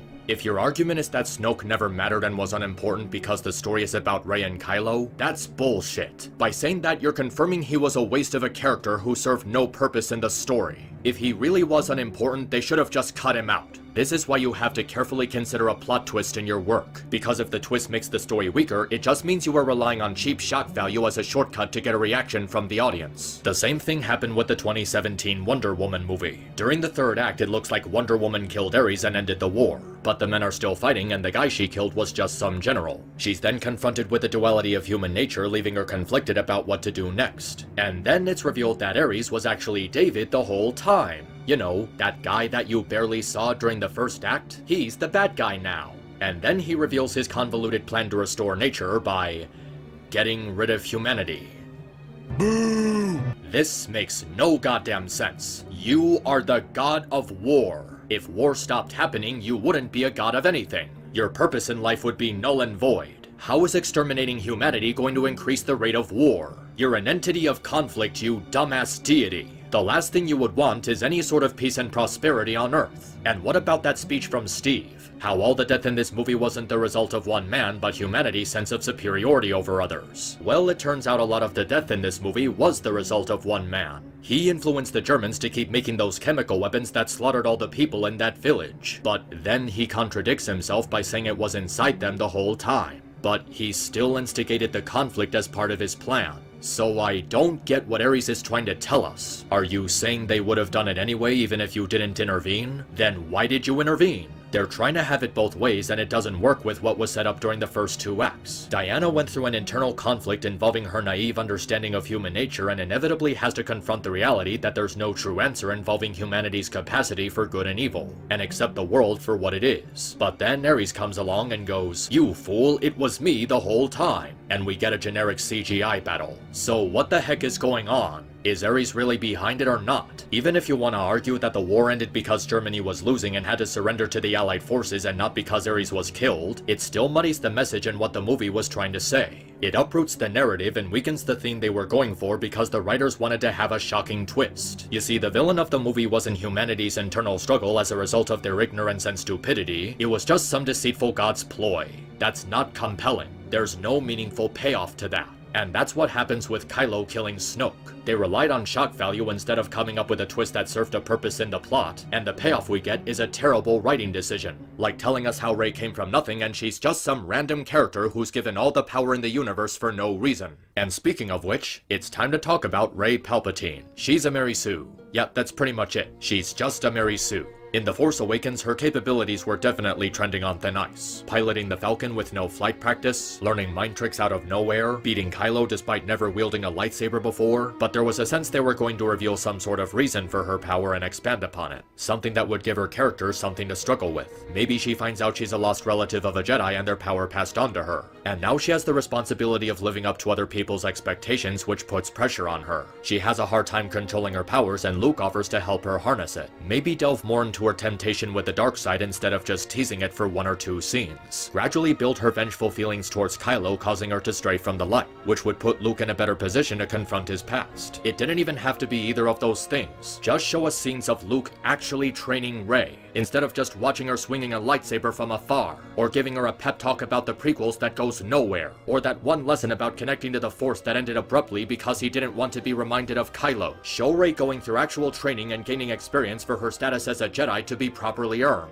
I've seen more footage of Daisy Ridley training to become Rey than Rey training to become a Jedi. And in spite of having no training, no proper understanding of the Force, no meaningful lessons with Luke, and not struggling with anything outside of her identity issues regarding who her parents might have been, which doesn't mean shit now that Rise of Skywalker is a thing, she's become a more powerful Force user than either Luke or Kylo. And at this point, it's become so tiring seeing completely stupid and abject morons to this day, still trying to deny the fact that she's a Mary Sue when all the evidence that she is one is blatantly obvious and staring you right in the face. Also, what is with this hashtag? Like, really? Make Star Wars fans great again? Are you really so insecure and overly sensitive towards people criticizing the sequel trilogy that you had to make a hashtag that somehow manages to be more cringe-inducing than anything Trump came up with in his 4 years as president? That's just so pathetic. Anyone who says Rey is not a Mary Sue is basically just saying, I'm okay with female characters being terribly written for political and social reasons. There is literally so much irrefutable proof that Rey is a Mary Sue that you could actually build an entire fort with it. As a matter of fact, she is such a Mary Sue that we should just rename the term to Rey. Michelle Burnham from Star Trek is a Rey, the female Doctor Who is a Rey, and Rey is in fact a Rey. But in all seriousness, you cannot make the argument that Rey is not a Mary Sue when it's an undeniable fact that she is one. I have no idea how this is still even debatable at this point, because I've seen Mary Sues who are less of a Mary Sue than Rey. She might as well have her picture plastered on the Mary Sue TV Tropes page. Don't believe me? Well, let's take a look at the list, shall we? We already went over stuff in The Force Awakens, but she somehow manages to get even worse from there. She's a perfect swimmer despite never leaving her desert planet. Like seriously, she might as well be an Olympic swimmer for getting it down so perfectly with absolutely no knowledge of swimming. She's able to perfectly pilot Snoke's escape pod and escape the First Order fleet in mere minutes off screen. She manages to destroy not one, not two, but 3 TIE fighters with one shot on her very first try mounting the Millennium Falcon's turrets, something that Han Solo himself was never able to do in his prime. She defeats Kylo Ren on her very first try despite having no training with a lightsaber or the Force, while Luke got his ass kicked by Darth Vader in The Empire Strikes Back after getting some training from Yoda. She's shown to be his equal in raw power despite receiving no proper training from Luke, despite that Kylo did receive proper training from both Luke and Snoke. She pulls off all sorts of Force-related feats in The Force Awakens despite not even knowing she was Force-sensitive. She was able to pull a lightsaber towards her at great speed and against Kylo's own grip without any kind of instruction in mere moments after learning the Force existed. The Last Jedi takes place only a few moments after The Force Awakens, and with only 2 very basic lessons, she's capable of moving apart dozens of heavy boulders without any struggle, whereas Luke wasn't capable of doing that after weeks of training and 2 years of knowing he was Force sensitive.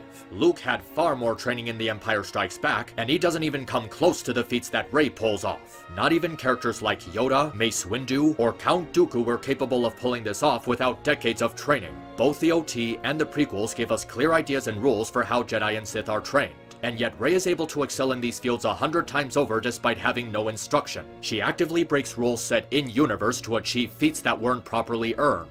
And that part about her bypassing the compressor was clearly written by a jarhead who has no idea how disassembly and reassembly works. Even if she had experience working with the ship, she should not be able to override something that's about to make the starship explode by pulling out some circuit parts. Leia, in spite of being Anakin's daughter, can hardly use the Force like Luke can, while Rey is 100 times more talented than either of them. And Finn was trained in weaponry since he was a child. He has more objective experience than Rey, and yet she's shown to have more skill than him at close quarters weapons combat. And the list just goes on and on and on. And it's not just a matter of how much power she has or how much skill she has with the Force. It's also a matter that she has no personality flaws to be worked on. She's not greedy, selfish, egotistical, emotionally unstable, reckless, overconfident, oblivious, naive, lacking intelligence, narcissistic, pessimistic, narrow-headed, arrogant, jealous, and she doesn't have any real lust for power like Kylo or Anakin. Aside from being flawless in every activity she participates and engages in, she has no characteristics that have to be improved upon over the course of the story.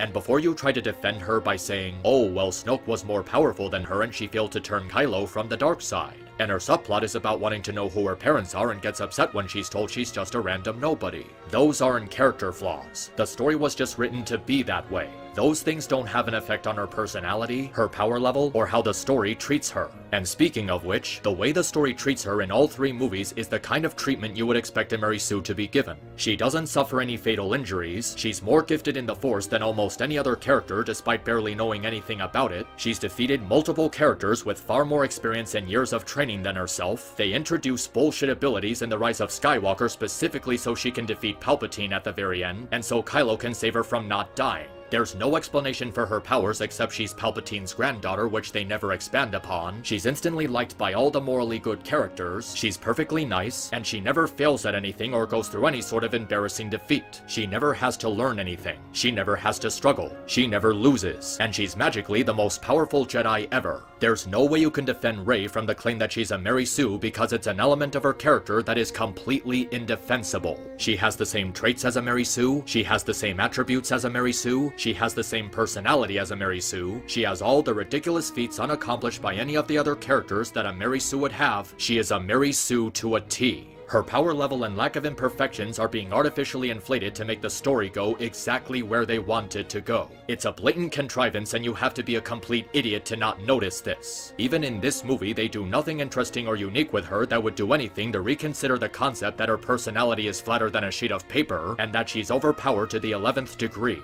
That stupid scene with the mirrors goes nowhere, especially with Rise of Skywalker. Her relationships with Luke and Kylo are very badly underdeveloped, and she's never challenged by anything at any point in the movie. Her character doesn't grow or develop, she never faces any negative consequences for any of her actions, and she's completely overpowered in the most asinine ways. You could enable all the cheats in a video game, giving yourself unlimited health, unlimited magic, unlimited stamina, unlimited ability bars, unlimited airtime, unlimited chain combos, unlimited ammo, unlimited transformation time, invincibility from all enemy attacks, one-hit kills, and you would still be less overpowered than Rey is in these movies. And of course, if you say anything bad about Rey or criticize her by saying she's a Mary Sue, or really anything about Kathleen Kennedy's female empowerment crap, short-sighted fuckheads on Twitter will say you're a sexist misogynist who hates strong women. Yeah, I'm just a sexist who hates strong female characters because I think Rey is a Mary Sue. You know, despite that I'm a fan of Mulan, Wonder Woman, Batgirl, Catwoman, Supergirl, Katara, Korra, Femshep, Lara Croft, Hermione Granger, Gwen Stacy, Black Widow, Toph, Sailor Moon, Sonya Blade, Tifa Lockhart, Hinata Hyuga, the cast of My Little Pony Friendship is Magic, Ahsoka Tano, who's a Star Wars character by the way, Jean Grey, Kim Possible, Scarlet Witch, Sandy Cheeks, Judy Hopps, Elastigirl, Raven, Starfire, XJ9, the Powerpuff Girls, Garnet from Steven Universe, Samus Aran, Bayonetta, and many others that I don't have time to mention. Clearly it's because I'm some sort of misogynist. Oh wait, there is one explanation for how Rey gets all her powers, and if you want to know what it is, you have to pay an additional $20 for the novel version. And apparently the explanation for her powers goes like this. She has the ability to gain immediate and expert Force powers just by touching other Force users. Oh, hell no!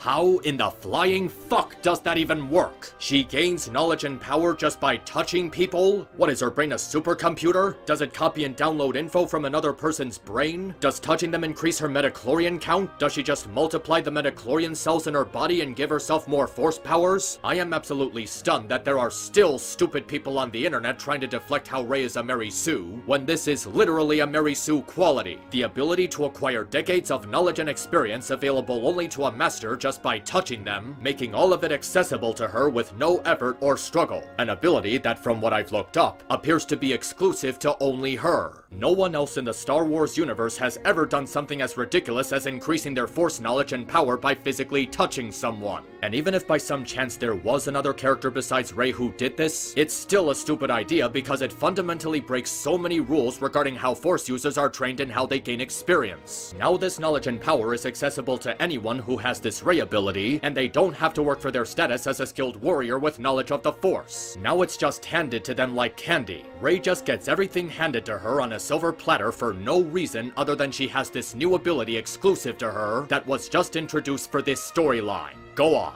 Go into the comments section. Whoever you are that's actually stupid enough to buy this. Whoever you are that's actually fucking stupid enough to still believe that Rey is not a Mary Sue. Go into the comments section and type an excuse for this bullshit. I dare you. Yeah, Rey is basically Mulan from that shitty live-action remake. A character who goes through no real struggle or training because they were born with a natural gift, so they don't need to develop because they're already at their maximum potential. That's not relatable. No one can relate to Rey because no one can relate to being flawless at everything, getting everything perfectly right on their first try, and having no personality flaws. She doesn't even go through a compelling arc. It's just a shallow imitation of Luke's journey with none of the intrigue that made it interesting. Even that dumb mystery regarding her heritage doesn't mean anything because it's constantly getting yanked left and right by Johnson and Abrams. Maybe Johnson originally meant to teach the lesson that you don't have to be special and you can still do great things without having an important heritage. But it doesn't work that way when you put so much investment into the mystery. It's anticlimactic. If you really wanted to use Rey to teach that lesson, then what was the point of that mystery surrounding her parents or where she came from? It's just pointless teasing that goes nowhere. Well, actually it does go somewhere by revealing she's Palpatine's granddaughter, which somehow manages to be even worse than what Johnson came up with. Good job, JJ. Good job. You fucking moron. There's actually an interview that Daisy Ridley had with someone where she reveals that Rey was originally supposed to be a long-lost relative to Obi-Wan. And from there, it just kept going back and forth between Rey being someone and Rey being no one until finally deciding to make the last-minute decision that she's a Palpatine. The fact that they flip-flop so badly with Rey like this is just proof they had no idea what to even do with her. They just decided to present her as this perfect being who can literally do anything. On some level, I can understand someone being naturally gifted with the Force if it's done properly, like they have a hard time controlling it, or they fluke it up several times before getting it right. But what I've seen from these movies goes beyond stretching my suspension of disbelief. You can't just become a Master Force user, let alone Jedi Master, in the small amount of time that Rey does. That's not how the Force works, buddy. The message of the movie is supposed to be how failure is the greatest teacher, but Rey never fails at anything. There's nothing for Rey to learn. She's already perfect. She can do anything successful the first time. She's one of the most overpowered characters in history, and obtaining Force abilities by touching people is bullshit. The Force is not a superpower. It's not something you can just transfer into another person. Using the Force is about knowledge, including self-knowledge, which Rey consistently shows she has none of. Hell, the movie itself says that the Force isn't just a power that you have.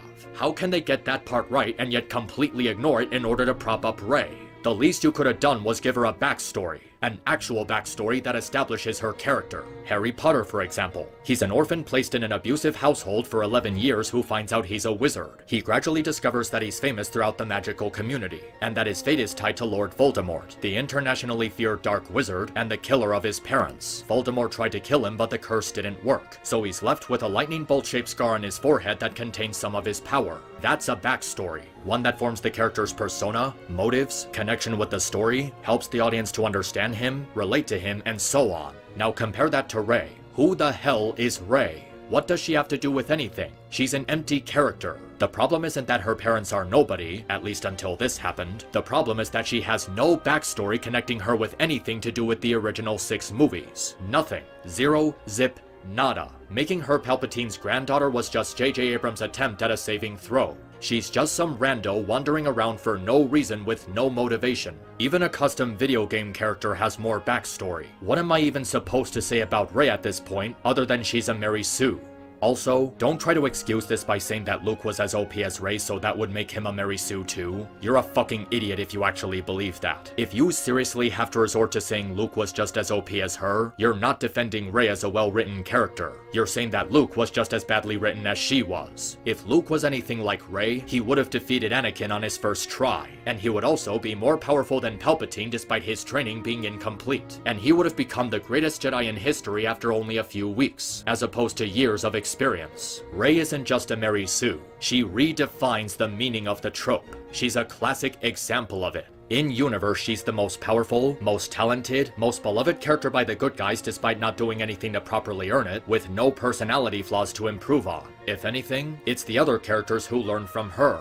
Finn, Luke, Kylo, Leia, Han Solo, etc. Everything in the story bends around her, constantly being warped and twisted so that she always comes out on top. while making the other characters inferior to her. Other characters had to train and learn things to become as powerful as they are, while Rey is the most powerful character despite learning nothing, having no required training, and just getting everything handed to her on a silver platter. I'm sorry, but if you still think Rey is not a Mary Sue, especially since Rise of Skywalker came out, you are nothing short of a moron. It honestly wouldn't surprise me at this point if it turns out these stupid idiots were actually praying to Rey every night. We're just gonna start an entire religion around this perfect being.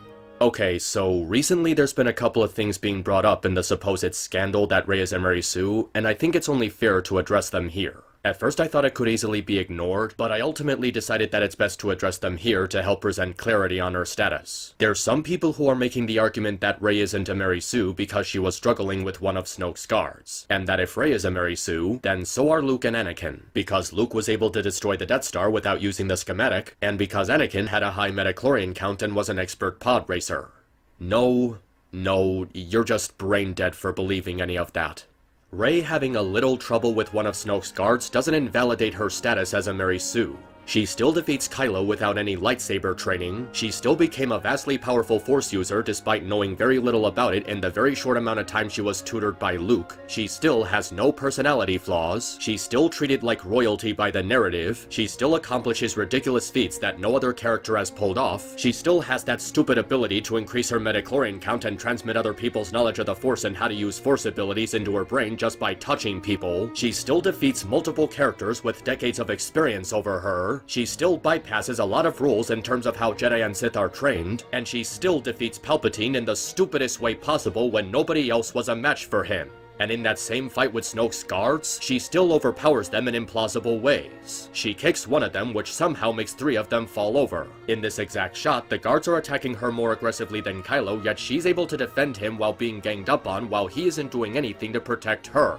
Oh, and about that one guard she was struggling with, she quickly defeats him anyway, and she has to save Kylo again when he's the menacing antagonist that's supposed to be challenging her.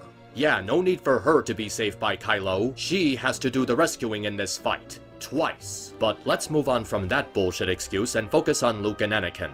Alright, so Luke is supposed to be a Mary Sue because he pulled off that shot on the Death Star without using the schematic. Let's look into that a little more. Luke, in spite of his experience as a pilot, was still getting overwhelmed by Vader and was about to get shot down.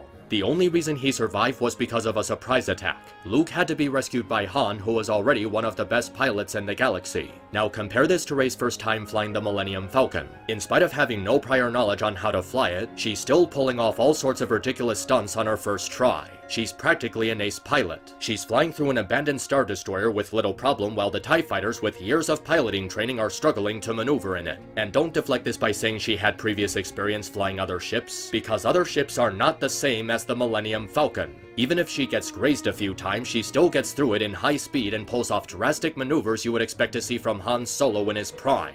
Luke might have pulled off some maneuvers on the Death Star, but nothing as drastic as what Rey is doing here. And as for getting the Death Star shot without using the schematics while using the Force, he was being instructed by Obi-Wan. He had to coach him through the situation in order to make the shot.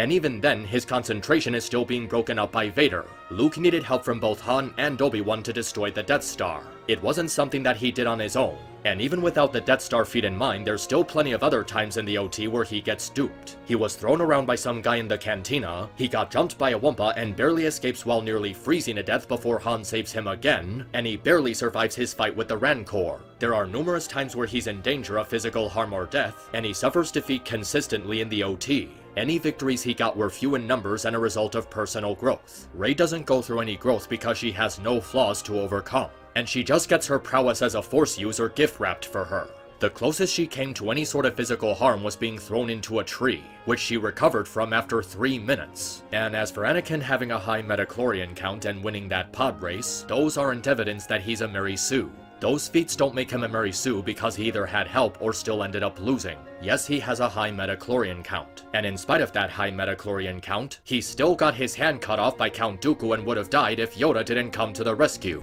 Anakin didn't become the warrior he's known as just because he had a high metachlorian count. Having a high metachlorian count doesn't equate to being all-powerful or being a skilled warrior. By that logic, he became a master warrior while he was a child without even knowing it. In spite of his high midichlorian count, he still went through decades of training from multiple mentors and tutors. He went through dozens, maybe hundreds of trials and lessons about the Force and the ways of the Jedi to harness his powers and gain his skills in lightsaber combat. And even with all that experience, he still went through several defeats due to his rash thinking and lack of self-control, or underestimating his opponent. And he had personality flaws that put him on a dark path. From the beginning, Anakin had problems with his emotions out of fear of losing his loved ones, a problem that was made worse because the Jedi Council didn't bother to give him the right guidance, which resulted in him not being able to process the stuff that happens to him. As his fears became more overwhelming, it was easier for Palpatine to manipulate him.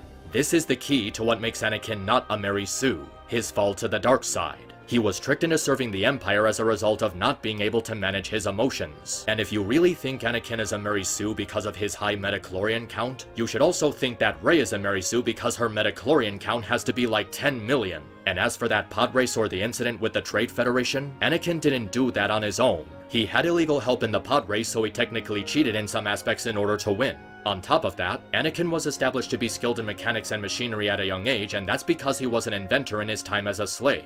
He had to build machines and other contraptions at work. So there's a legitimate explanation for how he won the race. And in the battle with the Trade Federation, Anakin wasn't piloting that ship on his own. He was getting help from R2-D2. If it wasn't for R2, Anakin would have been killed. He didn't accomplish any of these things by himself. So using them as proof he's a Mary Sue is null and void. If he was a Mary Sue, his skills in these situations would have been unrealistic, but his skill set was reasonable because of his job repairing and fixing ships. Additionally, Anakin wasn't liked by everyone instantly. Qui-Gon only helped him because he thought he was the chosen one and an asset for the Jedi to use. Obi-Wan saw him as a liability, and throughout the prequels he's treated poorly by the Council, not to mention he had to grow up as a slave. Anakin is never treated like royalty by the narrative and even has to be rescued by other characters at certain points. The prequel trilogy literally ended with him losing all of his limbs and getting set on fire. Anakin is the furthest thing that you can possibly get from a Mary Sue because he suffered losses, had consistent personality flaws, had to get his skills and abilities through decades of practice, ends up becoming the villain as a result of his personality flaws, is constantly getting shit on by the world around him, and his ultimate victory over Palpatine was done at the cost of his life. Nobody who has properly watched the prequels would even think about calling Anakin a Mary Sue if they actually knew what the term means. Every time a sequel trilogy fan does this, claiming Luke and Anakin are Mary Sues, it's always because they're extremely oversensitive and just want to defend Rey by projecting an insult on the people criticizing her character. Anakin is literally the antithesis to Rey. A flawed man whose life was ruined, tricked into serving evil for decades. Rey has hardly faced anything that affected her long term. She's never disliked by anyone except the villains. She didn't go through decades of training. She doesn't know anything about the Force except for a 1-minute meditation session. She's not consumed with fear, and she's never in danger of dying or suffering from a long-term injury. The main difference between defending Luke and Anakin and defending Rey is that when people defend Luke and Anakin, they're actually defending Luke and Anakin. When people defend Rey, they're not defending Rey. They're only defending some made-up ideology or victimhood they think they're arguing for. It's why one of the responses to calling her a Mary Sue is to claim you're being sexist. But after putting more thought into it, the main reason why Rey is a Mary Sue is because of her gender. Really think about it. Luke was constantly under threat of physical harm and death, and he gets his ass kicked consistently throughout the OT. You related to him, and you feared for him, because the movie showed you that his natural connection to the Force didn't make him immune to danger. But as a result of Kathleen Kennedy demanding that women be as superior and unstoppable as possible, Rey being female directly impacts her negativity as a character. Kennedy isn't going to allow a movie where the female protagonist gets beaten and brutalized like Luke and Anakin were. She never loses a limb, she's never force-choked, and while she was restrained by Kylo, she's never assaulted and never suffers any lasting wounds in the same vein as Kylo getting a scar on his face. The only other instance you can argue with is when she's being subdued by Snoke, and even then she quickly recovers from it. If the protagonist is never in any true danger, you can't fear for them.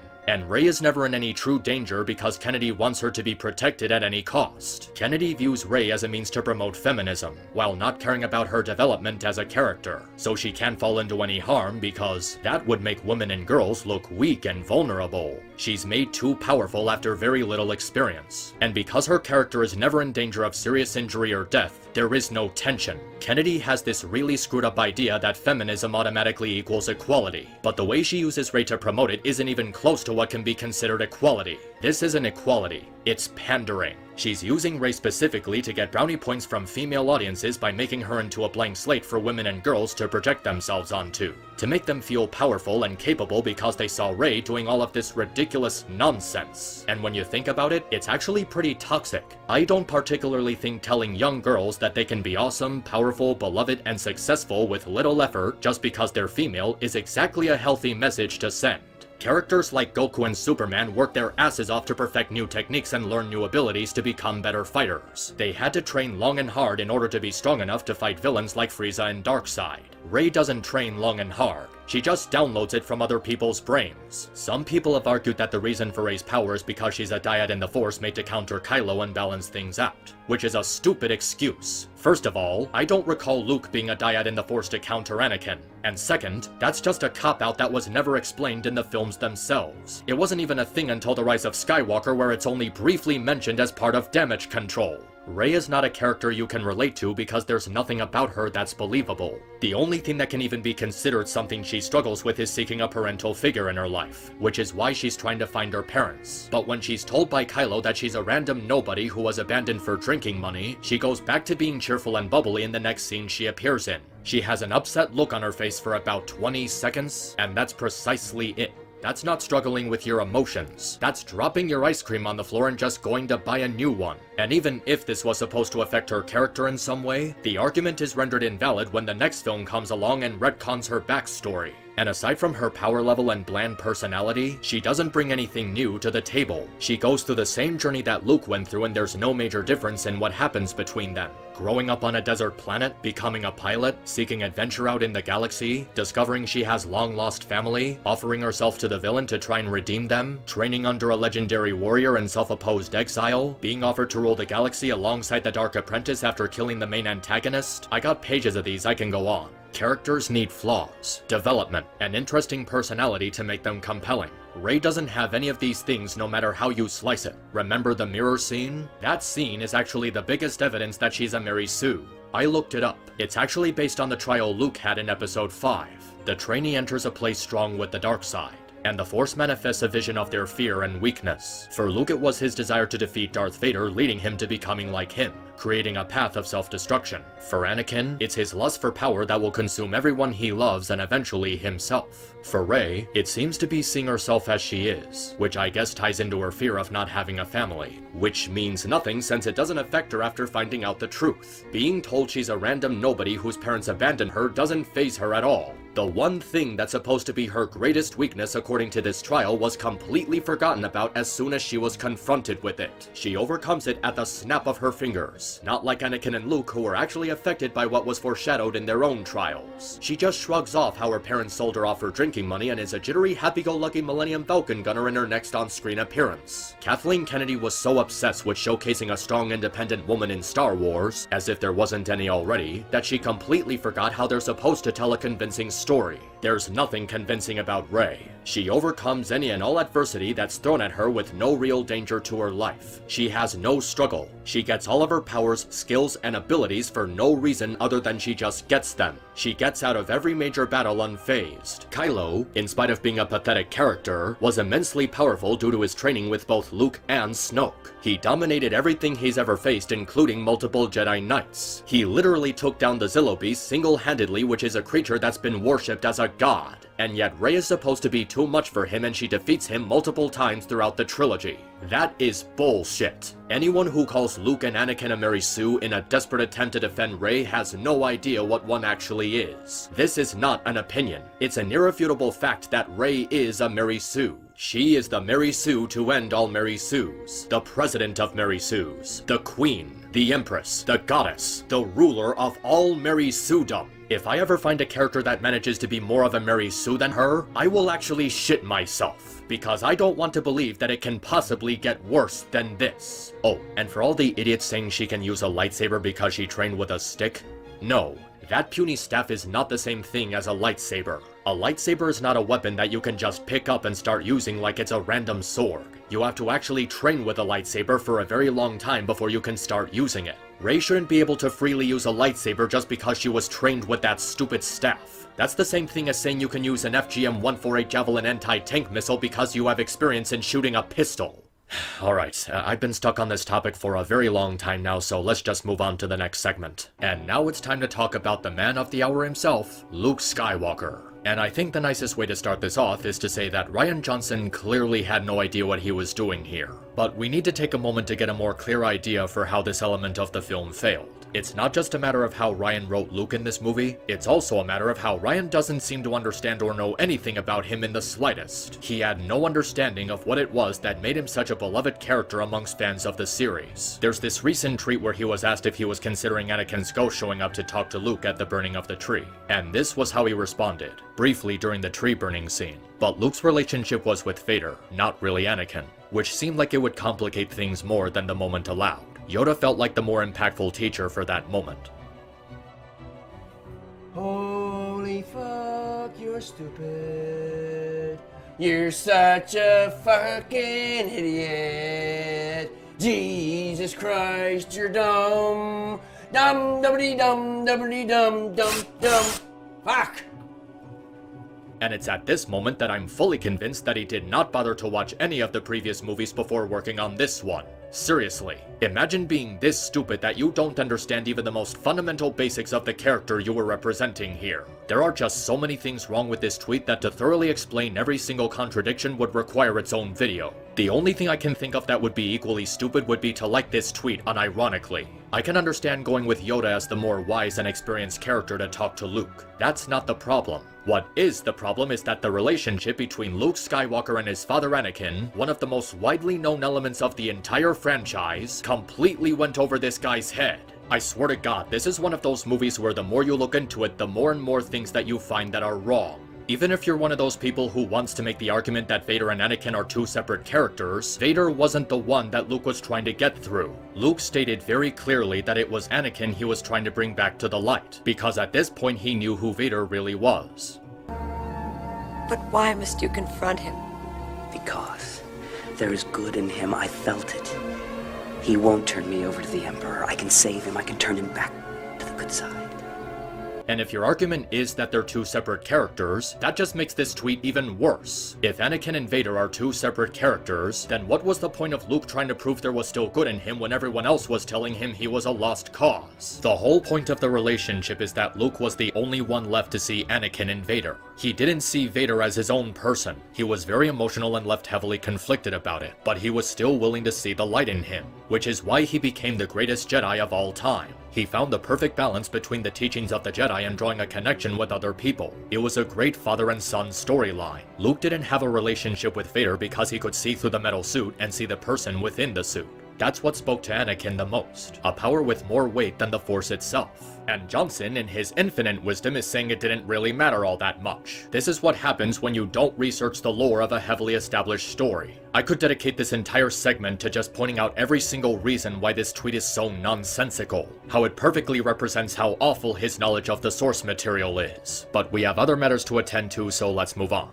To put it simply, Luke's characterization in this movie really doesn't work. And the truth is, it actually could have worked. On paper, it's not really a bad concept. If anything, I really like the idea, need to emphasize the idea, of Luke having certain kinds of flaws even in his old age. An experienced Jedi who knows a lot and holds valuable wisdom but is still prone to making mistakes and errors of judgment. Something that shows that he's not a perfect character. Something that would keep him from being a Mary Sue like Rey, or Gary Stu for the male term. The pieces are actually there to make it work. Luke was trusted with training Kylo Ren and straying him away from the dark side, but in his own ignorance ends up making a mistake that ends up turning him away. It's this mistake that ultimately turns Kylo to the dark side and Luke is overwhelmed with guilt over it. He caused his own nephew, the son of his sister and his best friend, to become the most feared tyrant in the galaxy, and he loathes himself for it. Overcome with these emotions, he isolates himself from the galaxy. When Rey shows up to bring him back, he's overwhelmed by the memories of that horrible event, afraid that he's not able to undo the mistake he made. But over time, he begins to admire Rey's determination, to succeed where he failed. And after a talk with Yoda, he finds the courage to return to the galaxy and face Kylo, to rescue his sister, save the galaxy, and to face his dreaded past in the form of the pupil that he failed all those years ago.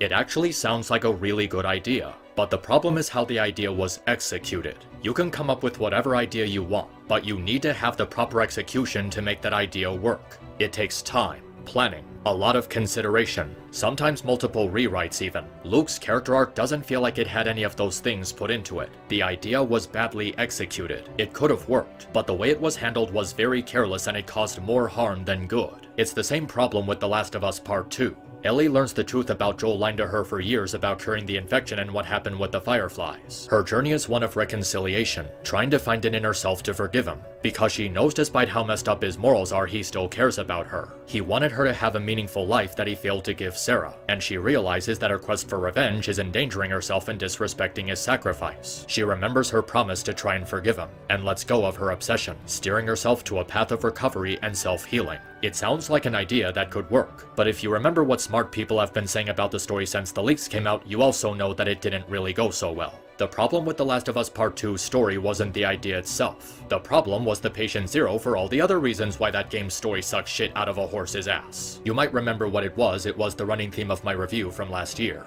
It's that mainly, the person who executed the idea is a fucking retard. And this is why the people claiming this was an interesting direction to take Luke's character are just spewing shit from their collective mouths. They're not focusing on the writing quality because they're too fixated on the idea. Just the idea of Luke having a dynamic character change where he's not the same person we knew from before. Where Rian Johnson, dare I say, subverted our expectations that he was going to be a mythical, all-knowing master instead of a reclused hermit. You can't just say it's a good idea and stop thinking about it from there. You need to consider how that idea is being placed into the plot, because that's not what Rian Johnson did here. And as a result, there's a ton of holes in how Luke is portrayed here. One of the more infamous examples is when he tosses the lightsaber over his shoulder.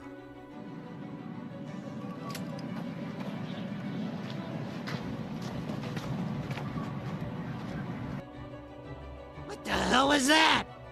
Now, aside from this being another example of the movie's horrible sense of humor, this part is actually quite offensive, on a storytelling level and an understanding of Star Wars lore. I previously talked about how this was a really shitty payoff for all the build-up that this was given in the time between The Force Awakens and The Last Jedi, but the problems with this scene go deeper than that. By treating the scene where Luke rejects his lightsaber like this, you're shitting on the importance of a Jedi's connection with their lightsaber. It might have been one thing if Luke simply dropped the lightsaber onto the ground, or just let it roll out of his hands. It would get the point across that he's trying to sever his ties with the ways of the Jedi without trying to force more horribly placed comedy into the movie. By going with this over-the-top throwing the lightsaber behind him over his shoulder, you're treating this moment that's supposed to have a dramatic sense of weight to it like a joke. And you're also treating a Jedi's connection with their lightsaber as a prop for this ill-thought-out joke. Throughout the lore, a lightsaber has been described as more than just a weapon. It represents a very special bond between a relic and its owner. Think of it like the wands choosing their wielders from Harry Potter. Whether you're a Jedi or a Sith, the lightsaber is an item that adds to the mystique of the Star Wars universe, with a lot of lore and meaning behind their presence. They have an important link to the Force, and building your own lightsaber is supposed to be a crucial step in one's training. A lightsaber and its wielder develop a really huge bond with each other, like they're actually becoming a part of each other's soul. It's even been said that a lightsaber is a Jedi's life. Spiritually, they forever remain with the person who made them. The lightsaber, by and large, belongs to Anakin. Yes, it was passed on to Luke, but the lightsaber will always belong to Anakin. It belongs to Luke's father. It's a family treasure, an heirloom from the man that he helped so many years ago. And he just tosses it like a piece of garbage. The Luke Skywalker that George Lucas created would not do that. Luke would not treat his father's lightsaber like a crumbled piece of paper, under any circumstances. This is not in character for him at all. On top of that, each lightsaber color had a unique meaning to it. They represent the personality of the wielder based on the color. The blue one represents protection and guardianship. The wielders of a blue lightsaber are more skilled in sword combat, and they're more aggressive against dark side users. The green one represents thoughtfulness in the wielder. It can symbolize how wise they are. It's why Yoda's saber is a green one. It also represents warriors who specialize in force abilities instead of sword techniques, and they represent Jedi who seek a peaceful solution through negotiation and meditation. It makes the green saber more associated with peace than any other color, and the red saber is a true symbol of those who fight on the dark side of the Force, representing corruption within the wielder. All of their anger, hate, and lust for power are concentrated in into the crystal, making them a deadly variation of the saber, capable of having their own living presence and consciousness, and even breaking other lightsabers. The lightsaber is not just a weapon, it's a construct of the Force and those who wield the crystals within them. It's a sacred relic, one of the most important elements of the Star Wars universe. You can't just take something like that and use it as a prop for a gag. It dilutes the importance of the saber. If you wanted to show Luke rejecting the saber to distance himself from his past, there were less insulting ways you could have done it. There was no reason for this comedic tossing over the shoulder gag, especially when you're asking to be taken more seriously than other movies in the franchise. There's also the matter of Luke having practically no reaction to Han's death. The most we get is him having a wide-eyed blank stare when asking where he is, and that's it. The guy was his best friend, his brother-in-arms in so many battles. You'd think that he would have a stronger and more broken-up reaction to finding out that he was murdered in cold blood by his son. But we never see that. The next time we cut to him, he's just sitting there trying to ignore Rey's pleas to come back with her. And then he just goes on his merry way doing daily activities like drinking tit milk out of an alien Dr. Seuss creature, fishing, or just going through a stroll around the fog. And he does all this with no sign of distress and a not giving a shit look on his face. Oh yeah, because that's the reaction that I would have if I just found out my best friend died. Seriously, where is the emotional impact of finding out that Han Solo was killed? Why doesn't Luke have a strong reaction to this? He knew the guy for what I can assume is the better half of 30 years and he just looks content with the situation. Rey knew the guy for only a couple of hours and she's mourning him more than the guy who should actually be mourning for him. I'm like, what is this? Are you some kind of Ki-Adi-Mundi clone? If your argument is that Luke reacted to his death off screen, that's just a fancy way of saying it didn't actually happen. What, are we using Steven Universe logic now? And it definitely doesn't help us get attached to the characters by immediately cutting away from Luke as soon as he asks the question. Why would you cut away from Luke finding out about Han's death so arbitrarily, before we actually see him trying to absorb this shocking information? That's not just bad writing, that's bad editing. You also have his outlook on the Jedi ending, which is really hypocritical considering later scenes. I've actually been told that the "it's time for the Jedi to end" line was something that they made up for the trailer and didn't actually think about how it fit into the story. And I'm willing to believe that because it really doesn't make sense in context. So he hates the Jedi because they allowed the Sith to rise. Okay, that's understandable, but now he wants the Jedi to end, which would allow the Sith to rise. The motivation makes no sense. It's like hating the police because they failed to stop a bank robbery, so you want them disbanded, which would increase the rate of bank robberies and other serious crimes. And speaking of motivation that makes no sense, why did you leave us that map leading to your location if you didn't want to be found?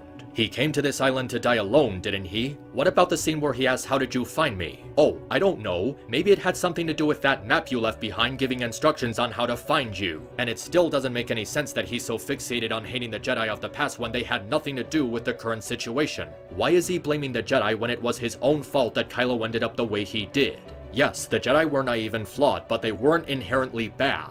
Wanting their teachings forgotten and erased from existence would only cause more problems. Luke should be smart enough to know this. He's not the kind of person who would want to genocide an entire culture, at least when he's being written by someone who actually has a clue of what he's doing. When he threatens to burn the tree, he's directly playing into the dark side's hands. Yes, he stops himself from doing it, but it shouldn't have happened to begin with. Luke throughout the first and second act of the movie is being irrational and thoughtless in a way that makes no sense for his character, in ways that are done for no reason other than to serve the plot that Rian Johnson thought up in his head. I'm not saying that Luke can't have these traits, but it has to be in character. This is not in character. The Luke who matured and grew by the end of the OT would not be this stupid and careless. Removing the side that's viewed as the good side would allow the evil side to thrive, which really isn't a good idea when you have mass-killing nutcases like Kylo and the First Order conquering the galaxy. There's this one scene where Luke talks to Rey about the old Jedi and how they failed, but instead of focusing on that, they abruptly shift to talking about how Luke failed to keep Kylo from the dark side. I'm really not kidding here.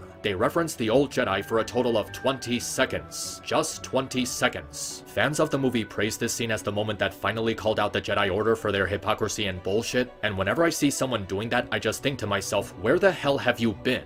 What did you think the prequel trilogy was about? Were you actually paying attention to what was going on? This 20-second reference by Luke does nothing to explain how they were flawed, what those flaws were, or how they led to Palpatine's rise to power. He just briefly mentions it as a past thing without any context. If you want to say that it's appreciated to see a character within the canon acknowledge something that fans have been saying for years, that's not good enough. If you want to have a scene of Luke educating Rey about the failures of the Jedi, then have a scene of Luke educating Rey about the failures of the Jedi. What was the purpose purpose of this 20-second reference if they do nothing with it? If it does nothing to fuel the story? It's nothing but cheap nostalgia baiting, which is one of the main problems with the sequel trilogy as a whole. But let's move on to other issues, because now we're gonna talk about what I can already tell is a fun topic for people to revisit. Luke considering murdering Kylo in his sleep. The guy who was willing to redeem the biggest mass murderer and most feared tyrant in the galaxy was about to murder someone in their sleep who did absolutely nothing wrong yet, just because Snoke was already influencing him. Never mind the fact that this is his sister's son, his best friend's son, his freaking nephew we're talking about here. How and why did you come to the conclusion that this is a fitting portrayal of Luke Skywalker? A nutcase who was actually thinking about killing someone in their sleep, with the kind of expression you would put on the poster for a horror movie. And this was from before Luke started to hate the Jedi and want to isolate himself. And don't say he was preemptively trying to protect his family and the galaxy. Kylo was not a threat at this point. He didn't bother to explore any other options at all. Remember, this was also taking place from before he cut himself from the Force. Why didn't he consult with Obi-Wan or Yoda about what to do? Why didn't he try talking to Kylo himself? This goes beyond a lapse in judgment. The guy who was willing to talk to Vader and resist Palpatine telling him to kill Vader wouldn't have a problem talking with his nephew. But no. Instead he decided to go, maybe if I kill him now it'll save me the trouble. What kind of bullshit is that? I could understand this reaction if, say, Kylo was planning to kill Luke and destroy the temple and the other students beforehand. But we never see anything like that, so I can only assume that Luke led him to do this out of desperation and betrayal. But wait, you might add, what about when he gave into his anger and tried to kill Vader in Return of the Jedi? Well, that's not the comparison you're looking for because the direness of that situation was extremely different. It was the final battle that would determine the outcome of the war and the fate of the galaxy. Luke's friends and allies are either dying or in immediate danger. He's being cornered by two of the most evil people in the galaxy. Vader was threatening his sister, and on top of that, his training at the time was still limited, which is why he gave in to his anger. The situation is set up in a way that Luke attacking Vader in anger is both in character and makes sense for the plot. Now let's compare that to this situation. The Republic is in power and the galaxy is stable. Luke is living a peaceful life at the Academy. Nobody was in danger. He was alone in the hut with his sleeping nephew, and he had 30 years to mature, grow wise, and practice restraint, discipline, and self-control. There were dozens of other methods he could have gone with, the situation was far less dire, and he learned to approach certain situations with better clarity. There was no reason for him to come to the conclusion that killing Kylo was the only viable option.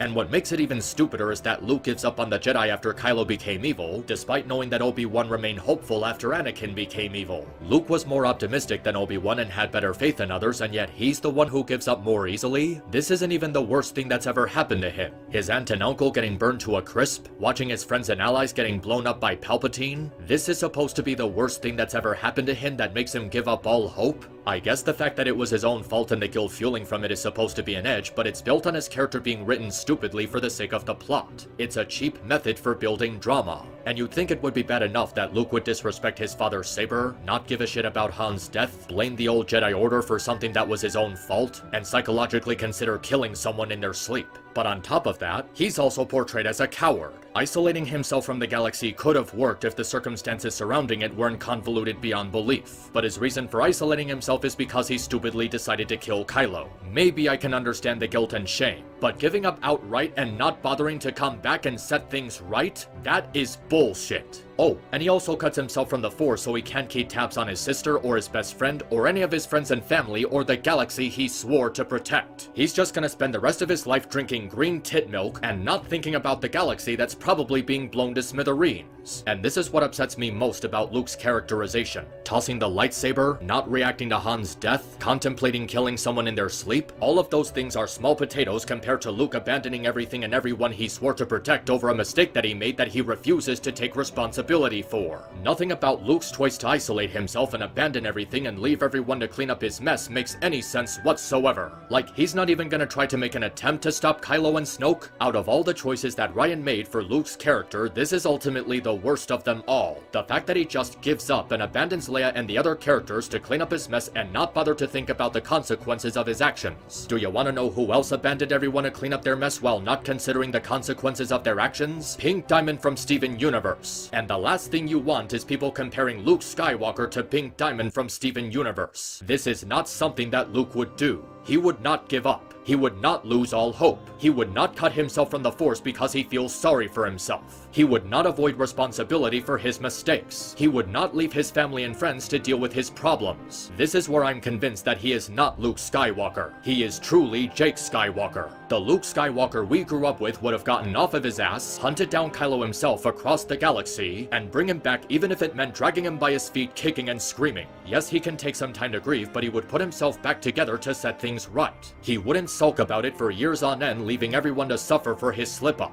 This is uncharacteristically selfish of him to do. This is something a coward would do. And Luke Skywalker is not a coward. This is not the childhood hero millions of people grew up with. This is a completely different character. An imposter. Someone who doesn't deserve the title of Luke Skywalker. You want to make the argument that this is similar to what Obi-Wan and Yoda did in Episode 3 when they went into hiding? Okay, let's draw the parallels. The Empire had just committed genocide against the Jedi while hunting and exterminating any survivors. They have no allies to help them in the open. They knew there was nothing they could do after the Order was destroyed and agreed to go into hiding until a new hope presented itself. They didn't isolate themselves out of self-pity or cowardice. The Empire was too powerful for them to defeat by themselves. And even during their exile, they still served a purpose. To watch over Luke and Leia and prepare them for the fight against the Empire. And on top of that, they still answered the call when their help was needed. Obi-Wan was ready to fly to Alderaan the instant he saw Leia's message and asked Luke to come with him. And when Luke found Yoda, he was eager and willing to train him to see if he had the patience to be a Jedi. Now let's look at Luke's situation. The Republic that he helped establish was evenly matched with the First Order. It wasn't a losing battle yet. All of his friends and allies were still alive and willing to help. Unlike Obi-Wan and Yoda, he just leaves himself to wallow in self-pity. He put forth no effort to make amends for his mistake before exiling himself. And when he was found, he refused to help even when being asked by Chewie, his friend over the last 30 years. Luke just ignores how billions are being slaughtered and didn't even give enough of a shit to check on the well-being of his sister. Apparently there's another factor that feeds into his loathing, in that he built into the legend that was built around him, but that's not in character for him either. Yes, he was reckless and pushed above his weight a few times in the OT, but he was also humbled by his experiences. He wouldn't develop an ego and think of himself as the legendary Luke Skywalker. I'm pretty sure after losing his aunt and uncle, losing Obi-Wan, losing his hand, and Palpatine turning the tables on him in the throne room, he wouldn't be seeing himself as such a legend. Luke became the greatest Jedi specifically because he didn't buy into his own hype like the others did. It's what made him special. It's pretty clear that Ryan wanted to use Luke to tell a story about a fallen hero, but because of how horribly the film is paced and how so much of its runtime is wasted on pointless stuff, he doesn't properly develop this fallen hero storyline. A story about a fallen hero needs more focus than what we got here. You can't flesh out something so complicated in a movie that's already needlessly complicated with the abundance of subplots when the runtime is only 2.5 hours. Ryan doesn't take the time to properly make the movie about Luke's fall from grace. So much of it is wasted on that stupid Finn and Rose subplot, the pointless casino side quest, Poe and Holdo stick measuring contest, hijinks with Chewbacca and the Porgs, and all those terrible moments where they try to force-feed horrible comedy into the script. Luke's story isn't given the time needed to properly develop, so it ends up being rushed. And when you combine all these things together, the rushed pacing, lightsaber throw, contemplating murdering someone in their sleep, blaming the Jedi for something that was his own fault, abandoning his responsibilities and hiding like a coward, not reacting to Han's death, this is a thoroughly terrible portrayal of who Luke Skywalker is supposed to be.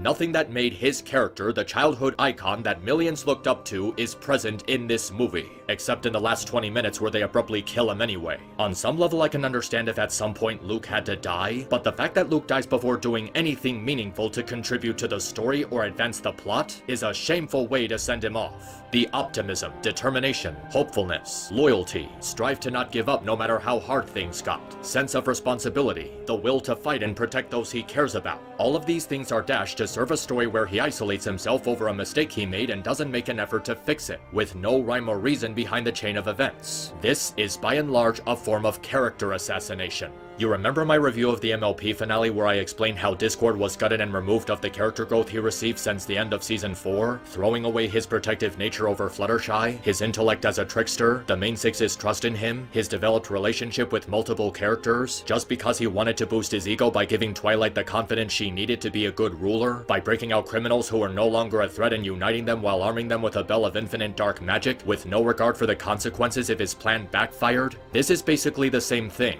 This is what happens when you don't understand the difference between a dynamic character change and warping them to the point of being unrecognizable from how they were portrayed in previous stories. They took a classic heroic character and messed up his personality so badly that you'd think he used to be an anti-hero or a villain. People change over time is not an excuse for such a stupid understanding for one of the most classic characters in the history of fiction. If you want to characterize Luke as a broken man, that's one thing, but it would never play out the way it does in The Last Jedi. A better way to do it would be if he tried to save Kylo like he did Vader but failed, resulting in the death of his pupils that would damage his worldview. There's no scene showing that he tried to kill him and instead is replaced by scenes of him trying to persuade him. And even after he fails, he wouldn't turn into an asshole. Maybe he'd be depressed, but he wouldn't turn into an asshole. You can't just take a heavily established character like Luke and change him to whatever the hell you want and say that it's because of a tragedy. That's cheating. The problem isn't so much that Luke is grumpy and pessimistic, the problem is the reasons that we're told why he's grumpy and pessimistic. His entire personality did a 180 because he almost killed Kylo in his sleep, which is something that Luke would never do under any circumstances. If you want to make the argument that this was done to show how Luke is a flawed character who makes mistakes, he was already a flawed character who made mistakes in the OT. And not only was this already covered in the OT, but it was executed to better writing and received results. He convinced Uncle Owen to buy the droids that led the Empire to his house, resulting in his family's death. Even if he was there, he wouldn't have made a difference as deducted by Obi-Wan.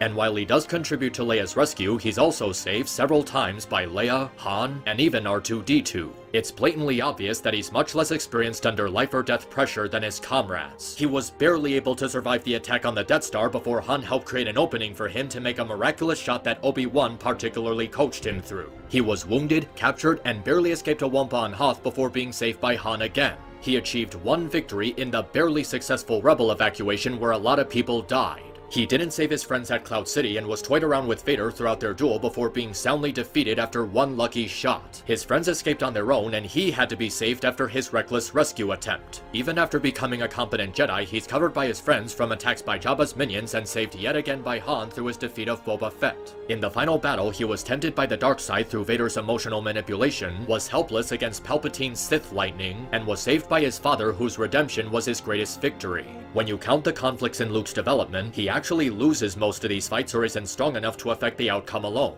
This was a way of showing how he was properly flawed because he wasn't able to do everything by himself, which taught him humility and discipline, something that the sequel trilogy completely forgets about. It's one thing to commit an action that negatively affects you and others, but another thing entirely to betray core values, including ones outside of the Jedi philosophy, painstakingly forged through decades of struggle. This ultimately results in Luke essentially relearning the same stuff he learned in the OT, but 100 times weaker. If 35 years of experience drilled the message in so poorly that he'd sink this slow, it's twice as frustrating that Yoda's pep talk was all it took to set him straight again. Luke's journey in the OT involved learning and improving from failure, which renders his quickness to consider killing Kylo and his inability to learn from failing his new students insulting to how little he retained from these lessons. Obviously, people can repeat a mistake after learning from it, but this wasn't just a mistake. This was a departure from the accumulation of everything that defines him. After 3 films and nearly 20 years of experience prior to The Force Awakens, it portrays Luke as not having matured at all, and he's painted as so emotionally fragile, despite being older and wiser than he and Anakin were the last time either of their feelings blinded them, that he forgets even for a second of instinct to weigh the consequences. And what makes this so particularly nasty is that it was clearly written this way to put Rey on a pedestal, to make her appear superior to him as the new protagonist. You gotta kill him so she can take both his and Anakin's place as the one who ultimately defeats Palpatine, because Kathleen Kennedy wants a woman to be the ultimate hero and not a man. In the words of Angry Joe in his Ride to Hell Retribution video, "See you guys on the next— Fuck that! Rey Palpatine, who did nothing but ponder about her parents for 2 films and went to face Kylo with misplaced hope, whose character is more thin than graphene and more unfairly overpowered than Bayonetta from Smash 4, is not worthy of replacing Luke. She has done absolutely nothing to earn it. No training, no struggle, no key development, no real test of her worth, no victory without pulling a special talent out of her ass. I'm supposed to think Rey is a worthy successor to Luke for no reason other than Kathleen Kennedy demands it. And throughout this entire charade, he doesn't even have a meaningful relationship with her in this movie. You expected something on par with the relationship between Luke and Yoda in Episode 5? Well, here's an entire third of the movie dedicated to Finn and Rose running around in circles and Poe and Holdo arguing over an escape plan. The relationship between Luke and Rey isn't important enough for that leftover screen time. Why was that so hard? Why didn't they give us actual scenes of the two training together and developing an authentic student and teacher relationship? We could have gotten something like the one between Miles and Peter from Into the Spider-Verse. I'd even say that Miles and Peter are Rey and Luke done properly. Miles didn't immediately master his powers because he was still learning about being a spider person. He needed Peter to teach him and went through an arc about not only harnessing his powers but to understand himself better as a person. Meanwhile, Peter was going through disillusion since his life ended up going through a downward spiral, but his iconic personality is still there for those who are familiar with the character. He humbly takes Miles under his wing and shows how he has 20 years of experience, but also goes through an arc about trying to turn his life around and take his own leap of faith in starting over. Both Miles and Peter end up learning from each other throughout the course of the movie, so there's a real sense of student and teacher chemistry between them. Point to me at the moment where anything like what happened in that movie happened here. You can't, because nothing like that happens between Luke and Rey. Yes, they have conversations, but Rey isn't learning anything, and they're not developing a relationship on top of those conversations. 90% of the dialogue between these two is empty exposition. Here's a small recap of what happened in the last movie. Here's an explanation of what's left of the Jedi. Here's a small reminder that the Jedi were idiots. Here's a reminder that you used to be cool. Here's a flashback I had about Kylo becoming a bad guy. Here's me demanding the truth. Here's an alternate flashback explaining my dumbass decision to kill Kylo. Here's me telling you I can save him even though I have no reason to want to save him after he murdered his father and my surrogate dad in cold blood in front of me. The closest thing I can think of to a genuine moment of connection between them is that one scene of Luke teaching Rey about the Force. But the moment is cut short just to introduce that dark hole of temptation that amounts to nothing, and this line of dialogue that makes no sense. I've seen this raw strength only once before, and then Solo. It didn't scare me enough then. It does now.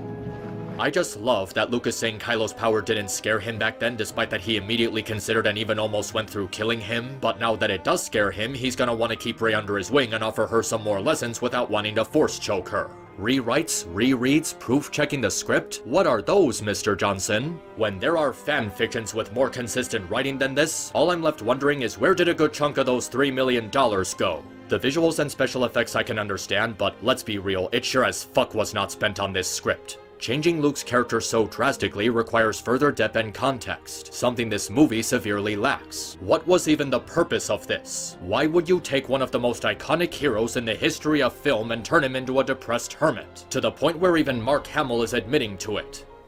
I got a phone call. You're not on the poster. I said, fine, it's just another in a series of humiliations. There's so much unsaid about where he's been and what he's done. And actors like to write their own backstories. You know, you want to figure out what you've done and where you've been. But I realized that wasn't really important to the story of Force Awakens. I still made it up myself. And, you know, I tried to show it to JJ, and he, you know, was accommodating, but basically patted me on the head, gave me a cookie, and made me go away. He is so significantly important to this next film. Well, that's good to hear. We get to see Luke back in action? Well, certainly back in a role that affects the overall storyline. The biggest difference from when we last saw Luke in The End of Return of the Jedi to when we meet him now in The Last Jedi. That's the mystery of the ages. Since it's no longer my story and there's a new protagonist, I had to try and fill in that for myself. It's not important to the story, but it is for the actor to try and figure out who is this guy? How did the most optimistic, hopeful character in the galaxy turn into this hermit who says it's time for the Jedi to end? I read that and I said, what? I mean, that's not what a Jedi does. I mean, a Jedi is optimistic. A Jedi has tenacity. He never gives up. He doesn't secrete himself on an island, but you'll see. I mean, the wait for 8 is nearly over. I didn't know it was going to be bought by Disney because this was summer of 2012. Then they announced that Disney had bought Lucasfilm around Halloween, which was October 30th. It was announced. And, you know, we didn't know who the director was going to be. And then they announced J.J. Abrams, and it all came out. It was all very, very exciting. And, you know, I hope people are happy. It seems like, because in Hollywood, remember, kids, it's not important if it's of high quality. Only if it makes money. Hopefully, I mean, it's easy to assume that Luke's got a little more to do this time around in this movie. I always say I can promise you it's twice as big as my part in Force Awakens. Wow, can you even imagine? Can you even imagine a part that long, of that magnitude? Is there anything that you want us to know going into The Last Jedi? Anything you want to tell the audience or the world about this one in comparison to the other ones? It's the longest one. I think being pushed out of your comfort zone in this case was a good thing. Although I still say a Jedi would never give up. But that's old school. This is the new generation. I said to Ryan, I said, Jedis don't give up. I mean, even if he had a problem, he would maybe take a year to try and regroup. But if he made a mistake, he would try and right that wrong. So right there, we had a fundamental difference. But it's not my story anymore. It's somebody else's story. And Ryan needed me to be a certain way to make the ending effective. That's the crux of my problem. Luke would never say that. I'm sorry. Well, in this version, see, I'm talking about the George Lucas Star Wars. This is the next generation of Star Wars. So I almost had to think of Luke as another character. Maybe he's Jake Skywalker. He's not my Luke Skywalker, but I had to do what Ryan wanted me to do because it serves the story well. But listen, I still haven't accepted it completely, but it's only a movie. I hope people like it. I hope they don't get upset. And I came to really believe that Ryan was the exact man that they needed for this job. In the forest, when the lightsaber goes like this and flies off, I said, oh, what a great entrance. Ah! Rey caught it? She hasn't even been to Dagobah for training! A Jedi doesn't give up. I remember you saying that, yeah. You know, a Jedi, if he does something wrong, he makes it right. You know, even if he's traumatized and goes away, he regroup within, I don't know, 6 months, but 20, 30 years? Come on, that's a little bit overindulgent in my view. What arc is left for a guy who's been through what Luke Skywalker's been through?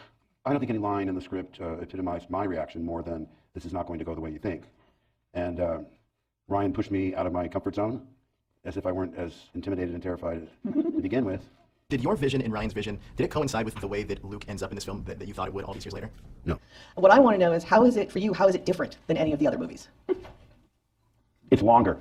I got to stop thinking old school, because this is the new generation. In this generation, not only they give up, but they move to an island for 20 years. Well, it's going to be a great story, for sure. And hope to see you in the next ones. I hope you don't die like Han Solo last time. I just hope for that. Okay. I'll pray for that. Star Wars is a lot about family. Dysfunctional family. Dysfunctional family. And as the sort of godfather of Star Wars, how protective did you feel about the newer cast members, particularly Daisy sitting next to you? And also, how protective did you feel about the character of Luke Skywalker when you saw what Ryan had written in the screenplay when you first read it?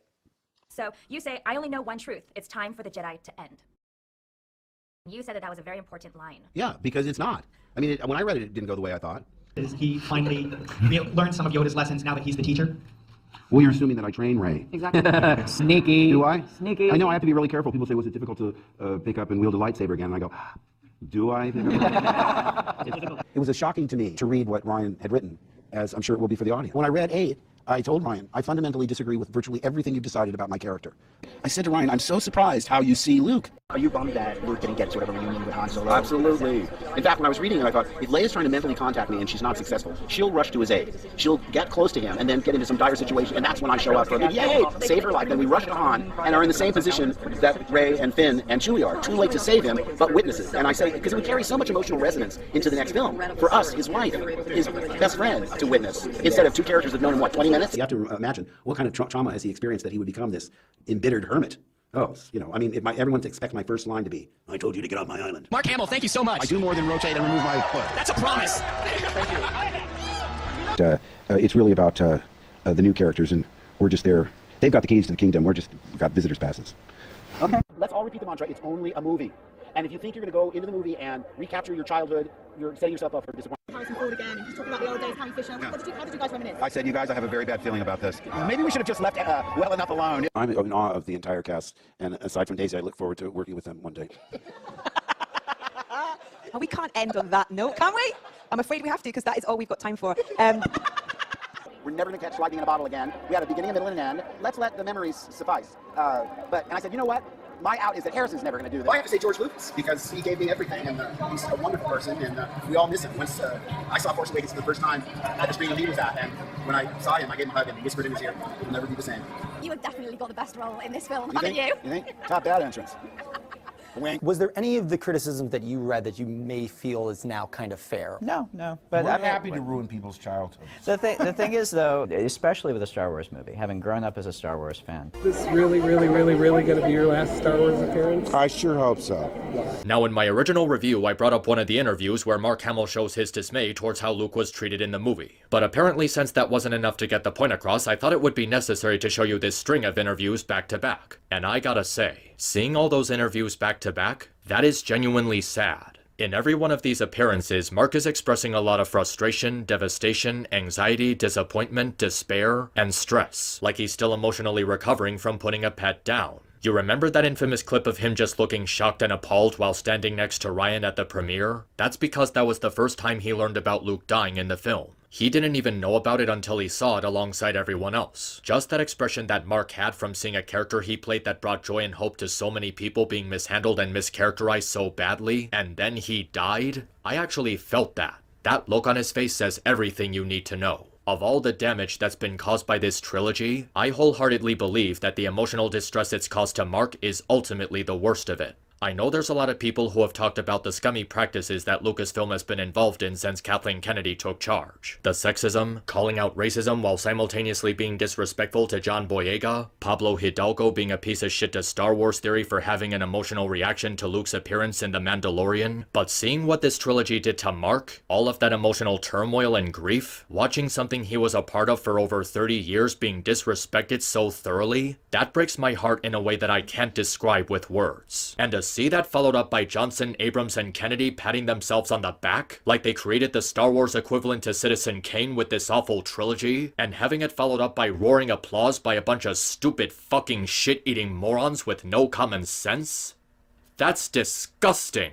What a shitty way to treat a genuinely good person like Mark Hamill. He wasn't in it for the money or the fame. He really cared about the difference he was making in the world by playing the role of Luke Skywalker. Years later, people are still talking about how inspired they were by his character and his performance. The topic is practically being rejuvenated because of The Mandalorian. Even Mark himself couldn't possibly anticipate something like that being celebrated decades later, and he's really proud of that. Now, there have been a lot of instances in the past where actors show dislike or disdain for the projects they were involved in, but Mark's disdain doesn't come from just not liking the movie. He genuinely cares about the wonder and hope that Luke brought to people, and is deeply upset that the character was portrayed as the opposite of everything he stood for. The original trilogy created something truly beautiful, and this sequel trilogy took a giant shit on that, and nowhere is that more apparent than Mark's reaction to these movies. This is someone going through the 5 stages of grief except acceptance, and he's right to be upset about it, because the way Luke was treated was thoroughly disrespectful. And what did you have to gain from this? A stupid theme about failure being the greatest teacher? We did not wait 30 years to see a Luke Skywalker who just gave up. Fuck you. But since I brought up themes, let's talk about those for a moment. Themes, in terms of media, are described as the poetic meaning behind the story being told. It's the subject that's explored throughout the narrative, usually done as a means to teach a life lesson to the audience. The reasoning behind Luke's character arc in The Last Jedi was to teach people about how failure is a great teacher and something for us to learn from. It's been referred to by many as the theme of the movie and why it's such a great film. But the problem starts to rise when the theme is being prioritized and glorified at the expense of writing quality. What do I mean by this? Well, remember how I said earlier that people weren't focusing on the writing quality of Luke's character arc in the film because they're too fixated on the idea of him being a more deeply flawed character who's different from the hero he was built up to be in previous films? That's the same problem with themes. It happens when people are over-fixated on the topic being explored in the story because they see it as something they relate to, but don't take the time to actually think about how the story represents that topic. Let's use Steven Universe Future as an example, where the show suddenly decided that it wanted to explore serious topics like PTSD and mental illness. Now, I would personally argue that this is an important topic to teach children, but Steven Universe Future has a very poor understanding of how mental illness and PTSD works, and cheapens it for the sake of drama. Now, I don't think I have to explain why it's a bad idea to represent PTSD by making the character suffering from it out to be a homicidal maniac. It's really not an accurate reflection of PTSD. There's actually a lot of people with PTSD who say the way it was portrayed here wasn't honest and respectful. And even if you want to make the argument that PTSD affects different people in different ways, it still doesn't work here because Steven's PTSD is never actually explored. Instead, it's used as a plot device for him to get angry at the other characters and stir up the conflict. And instead of actually exploring his PTSD by having a scene where he talks to a therapist, they just say that he got a therapist off screen during the final episode and didn't even bother to have the therapist make a physical appearance. Rebecca stated that she didn't have Steven's therapy on screen because it would invade his privacy, but it's pretty obvious that she was just too lazy to write it. And Steven faces no consequences for any of his actions during his pink outbursts, even retconning the dramatic weight of gems being shattered by immediately bringing Jasper back to life. The show does very little to address the problems he was suffering from, which isn't acceptable since they chose to cover a very serious subject matter. It could have led to interesting development for Steven's character, who was trying to adjust to changes in his life, but the idea is never used to its fullest extent. It also doesn't help that his PTSD is being treated with a group hug, which is like trying to put a band-aid on a gunshot wound. People try to defend this by saying that the hug itself isn't what heals Steven's trauma. It's meant to represent how he doesn't have to deal with this by himself because he has friends and family to support him. It sounds like a nice sentiment, but having friends and family to support you isn't what heals trauma. Healing trauma requires effort from the person suffering from it,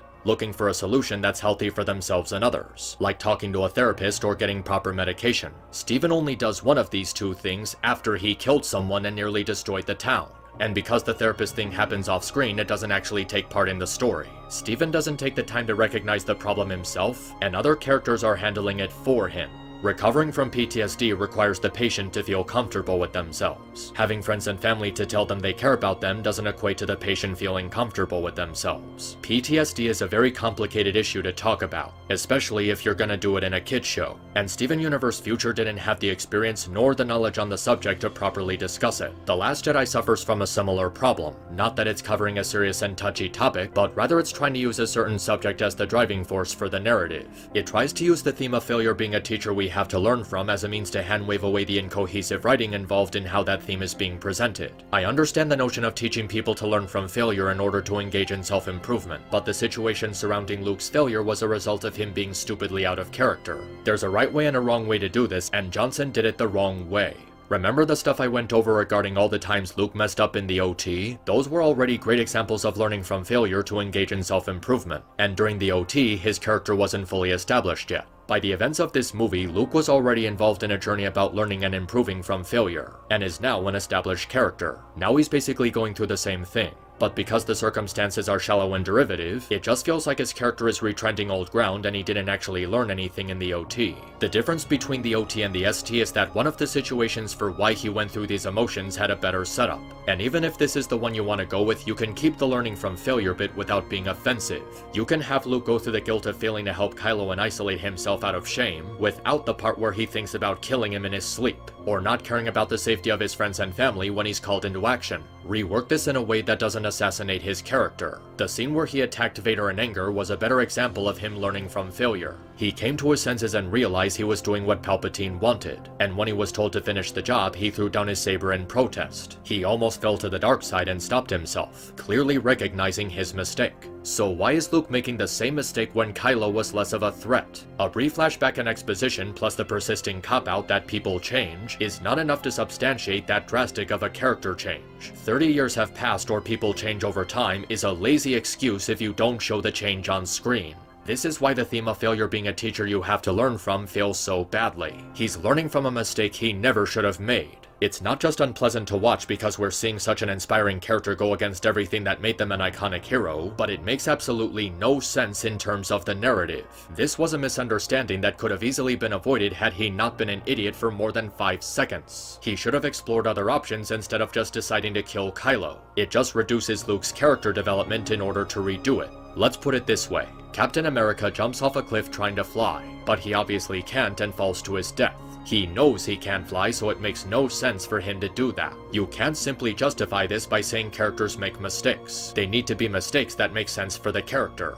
Captain America trying to fly when he knows he can't do it makes no sense. Luke giving in to fear when he already had an arc about learning to not do that makes no sense either. It makes no sense for him to forget about it just for plot convenience. It makes no sense for him to blame the Jedi over what happened with Kylo when he broke the code. And it makes no sense for his opinion to change just because the temple was destroyed and a couple of pupils were killed. He already knew about the flaws of the Order before this happened. Rey was even able to stump him by reminding him he saved Vader by being different from other Jedi. Luke has no response to this because he knows it's true. It's just because of plot convenience he decides to remain stupid about it. The theme of failure being a teacher for Luke to learn from falls flat because he's not in character at any point in this whole situation. So the excuse that this movie has an important theme to discuss doesn't work because it's not being supported by a good story. A theme is not some sort of get-out-of-jail-free card for derivative and incohesive writing. Themes are like the sprinkles that you use to decorate a cake. It's not supposed to be the cake itself. Those sprinkles could be sent to your bakery straight from God, but it's not going to matter if the cake tastes like shit. Whatever thing you're trying to get across with your story doesn't matter if it's executed in the worst way possible. Themes by themselves are not good enough. They need to be supported by a story that properly represents the message it's trying to send.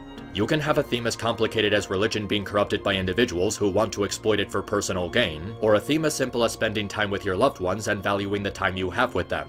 But if you can't write a cohesive story that isn't riddled with giant plot holes and horrible characters to save your ass, then you might as well throw your theme into the trash bin because it's not gonna be worth jack. For those who don't know, I made a video last year discussing the repulsive Netflix movie Cuties, and all the ways it makes me want the virus to kill us off so a more deserving species can inhabit this planet. One common defense that people were actually stupid enough to use to justify this movie's existence was that the film doesn't actually support the exploitation of minors, and that the message of the film is supposed to be against it. The The theme of the movie is about how kids in our society are being sexualized and how we need to be made aware of it, exploring how media can influence children in a negative way, how parents need to pay better attention to their kids, and a sub-theme about forging our own identities. The thing is, none of that matters because of how horrifying the movie is. Aside from having a terrible story with terrible characters, the movie is actively engaging in the very thing that it's supposed to be against. It tries to send a message about how it's bad to exploit kids, but that doesn't change the fact that the movie itself is exploiting kids in the process of sending its message. This was a very delicate topic that needed to be handled as responsibly as possible. Cuties didn't do that and accomplished the exact opposite more than anything. And then the defenders will say, oh, but we need to show them the truth and how uncomfortable it is because the message it's trying to send is important. Did I ever say that it's not an important message? No, I didn't. It is an important message, but there's a right way to do it, and this movie is not the right way to do it. The solution is very simple. If you want to raise awareness on society trying to exploit underage kids, don't make a movie with close-ups of underage kids' rear ends while directing them to dance like strippers while dressed as prostitutes. It's really not that hard. It's like Maimona Dokoway was given a list of things to not do to make sure this movie wouldn't be gross and horrifying beyond human comprehension, and just thought to herself, how can I fuck up every single one of these? I saw so many injustices around me that women were experiencing, and I kept all of that anger inside me. I was powerless when I was a child. Today, I can use my voice, my art, to share my vision of femininity. Themes don't work without proper execution, and The Last Jedi fails at this drastically. Praising a movie for its themes when the movie ends up being terrible is the equivalent of saying, sure he messed up, but at least he meant well. It's nothing but a lazy buzzword at this point. I don't even know where the hell this even came from, but this whole obsession with themes has become such a poisonous mentality as it represents a complete disregard for writing quality. It's the same problem as style over substance. Remember when James Cameron's Avatar came out and people obsessed over how visually stunning it was? Then a few years later they realized they forgot the movie even existed because it was actually a boring slog to sit through, and the visuals were just a distraction from how sloppily written it was? Well, let's take that situation and apply it to The Last Jedi. Only instead of obsessing over the visuals, people are obsessing over its theme. Prioritizing the theme over everything else is rule number one of how to not critique movies, TV shows, or any sort of media. If anything, it's turned into a pathetic excuse to justify a story's poor quality. A quick and easy way people try to make themselves look more intelligent and insightful than they actually are. Like they're trying to say, you just missed the point of the story because... reasons. I don't know how this is a hard thing for people to grasp. Themes should always take a back seat to the story and characters. Brandon Sanders once said, ideas are cheap. An expert writer can write a New York Times bestseller with a terrible idea. A novice writer can write a piece of trash with the best idea in the world. Media is not about the novelty or juxtaposition of themes, no matter how poignant they may sound.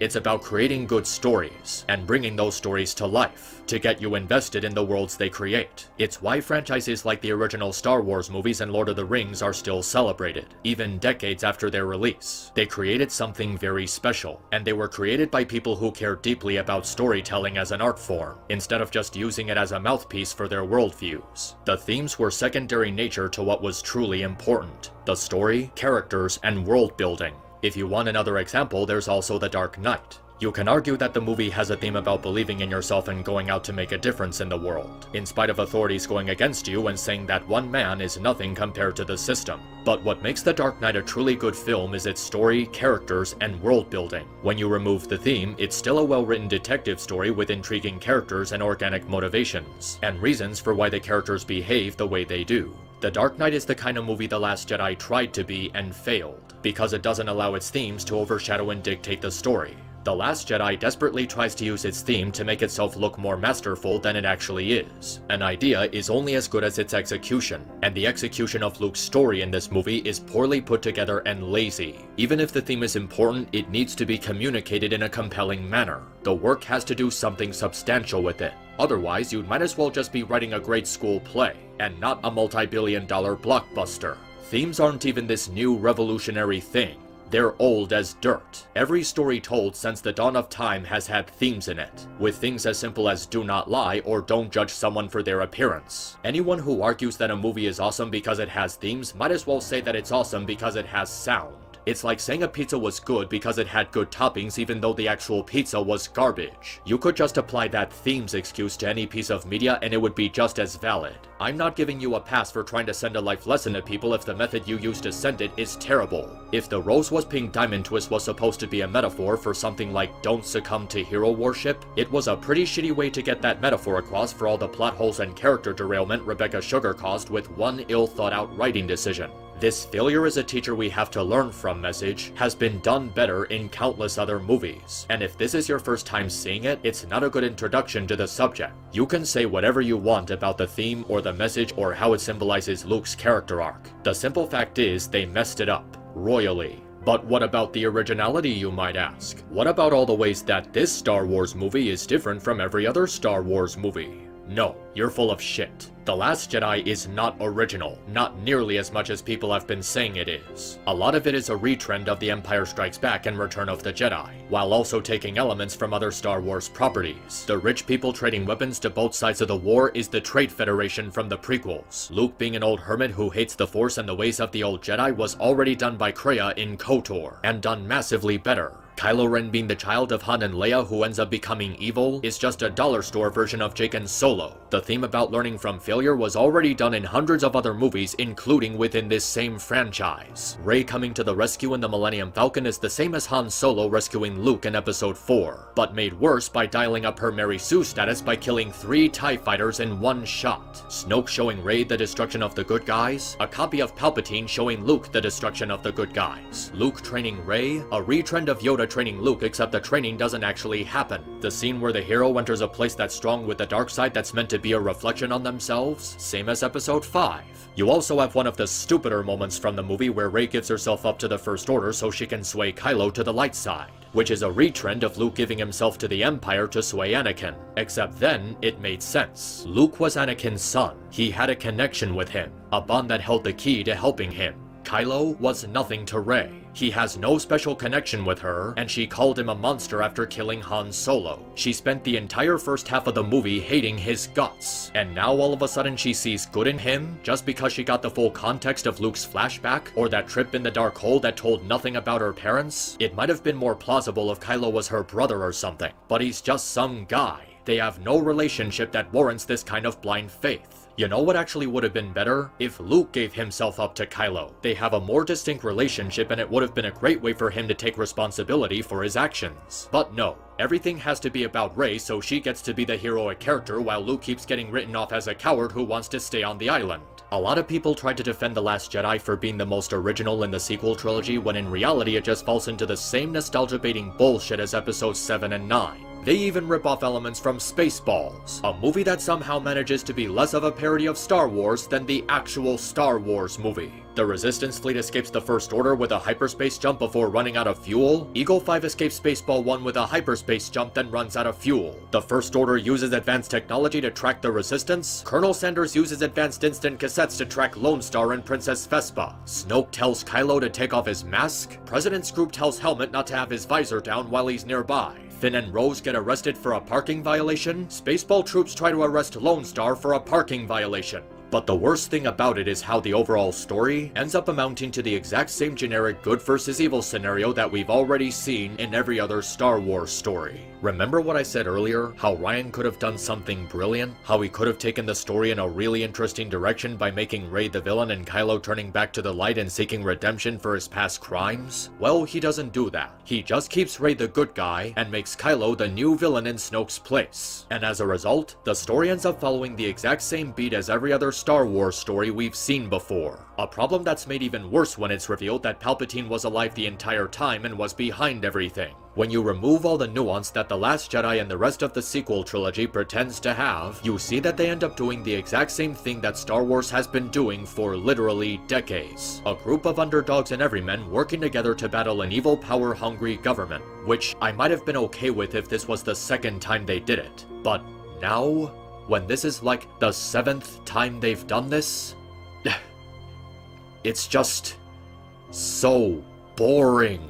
For a movie that was overhyped to the moon and back for how oh so original it was, there is nothing original about this film at all. Even the title is a recycled element that was already used twice. This movie has no redeeming values in it, because even if you ignore the bad storytelling or the butchering of the lore and classic characters, it does nothing new or substantial. And what makes it so frustrating is the fact that they're just doing all this shit again. Why are we doing the underdog rebels versus the space totalitarians again? What was the point of setting this fucking sequel trilogy 30 years into the future if you're just going to tell the exact same story? Nothing about the sequel trilogy, let alone The Last Jedi, does anything to shake up the status quo of the franchise. Everything it does is either borrowed, recycled, brought back, reused, repurposed, or repeated with none of the interesting story development or character growth to back it up. And the original trilogy was simply not like this. It was the staple of Western media that redefined every single aspect of film. The timeless cast, great character growth, properly executed themes about harnessing your emotions, the philosophy of all the mystical elements that inhabited its world, the scale of its production, the wonder and imagination that went into its design. To this day, no other franchise can even hold a candle to the monolithic legacy it left in its wake. The original trilogy was legendary. Over 40 years later, it hasn't aged at all. And for all the flack that people give the prequels, they actually help to add more meaning to the story of the OT, making it so much better and more important than it was on its own. It was a tremendous love letter to science fiction with enriching characters, a simple yet exceptionally well-told story, set in a world with so much brilliant thought put into its lore that made exploring this galaxy an experience all its own. This trilogy can't even hold the OT's jock, and The Last Jedi is a standalone example of why. You don't need to be a film student to understand how this movie fails as both a standalone film and as a sequel to one of the most beloved film franchises of all time. It tries so hard to be relevant by throwing all this stuff together in a jumbled way, and it doesn't hold up. The constant nostalgia baiting and reverting the story to the same good versus evil story we saw in the OT doesn't allow it to develop an identity of its own. None of the locations they go to are interesting or memorable, in a way that makes revisiting this movie a chore, like it's just a bunch of homework I had to suffer through to see how badly it's aged since The Rise of Skywalker came out. The tone is constantly getting yanked around to the point that it doesn't know what it wants to be. It doesn't know if it wants to be a lighthearted adventure, or a dark and serious deconstruction of the Star Wars mythos, or a shitty comedy. It doesn't have the brilliant storytelling that sparked people's imagination. It has absolutely zero regard for any sort of continuity from the original 6 movies, like it was written by someone who's never seen any of the previous Star Wars films. Oh wait. The characters are half-baked, annoying, shallow, underdeveloped, and go through no meaningful resolution by the time the credits start to roll. It's obsessed with subverting expectations and shocking plot twists to the point of not bothering to think about how those subversions and plot twists fit into the narrative. And it's made even more unfocused by all the horribly timed, forced, intrusive, and badly translated comedy. The OT hasn't aged a day, but this movie is so painfully dated. This movie is only 3 years old and it already feels dated. And having to say that about a Star Wars movie just makes it even more painful. It's nothing but a compilation of blatant corporate schlock with no understanding of what made the OT work so well. It's uninspired, unprofessional, and very out of touch with the IP it's trying to represent. It fails to properly send its message by making the characters into tools instead of actual characters, instruments with no organic progress. The sequel trilogy as a whole just feels extremely lacking in so many areas compared to other Star Wars stories, and it's made even worse by demanding that it be taken as seriously as the OT.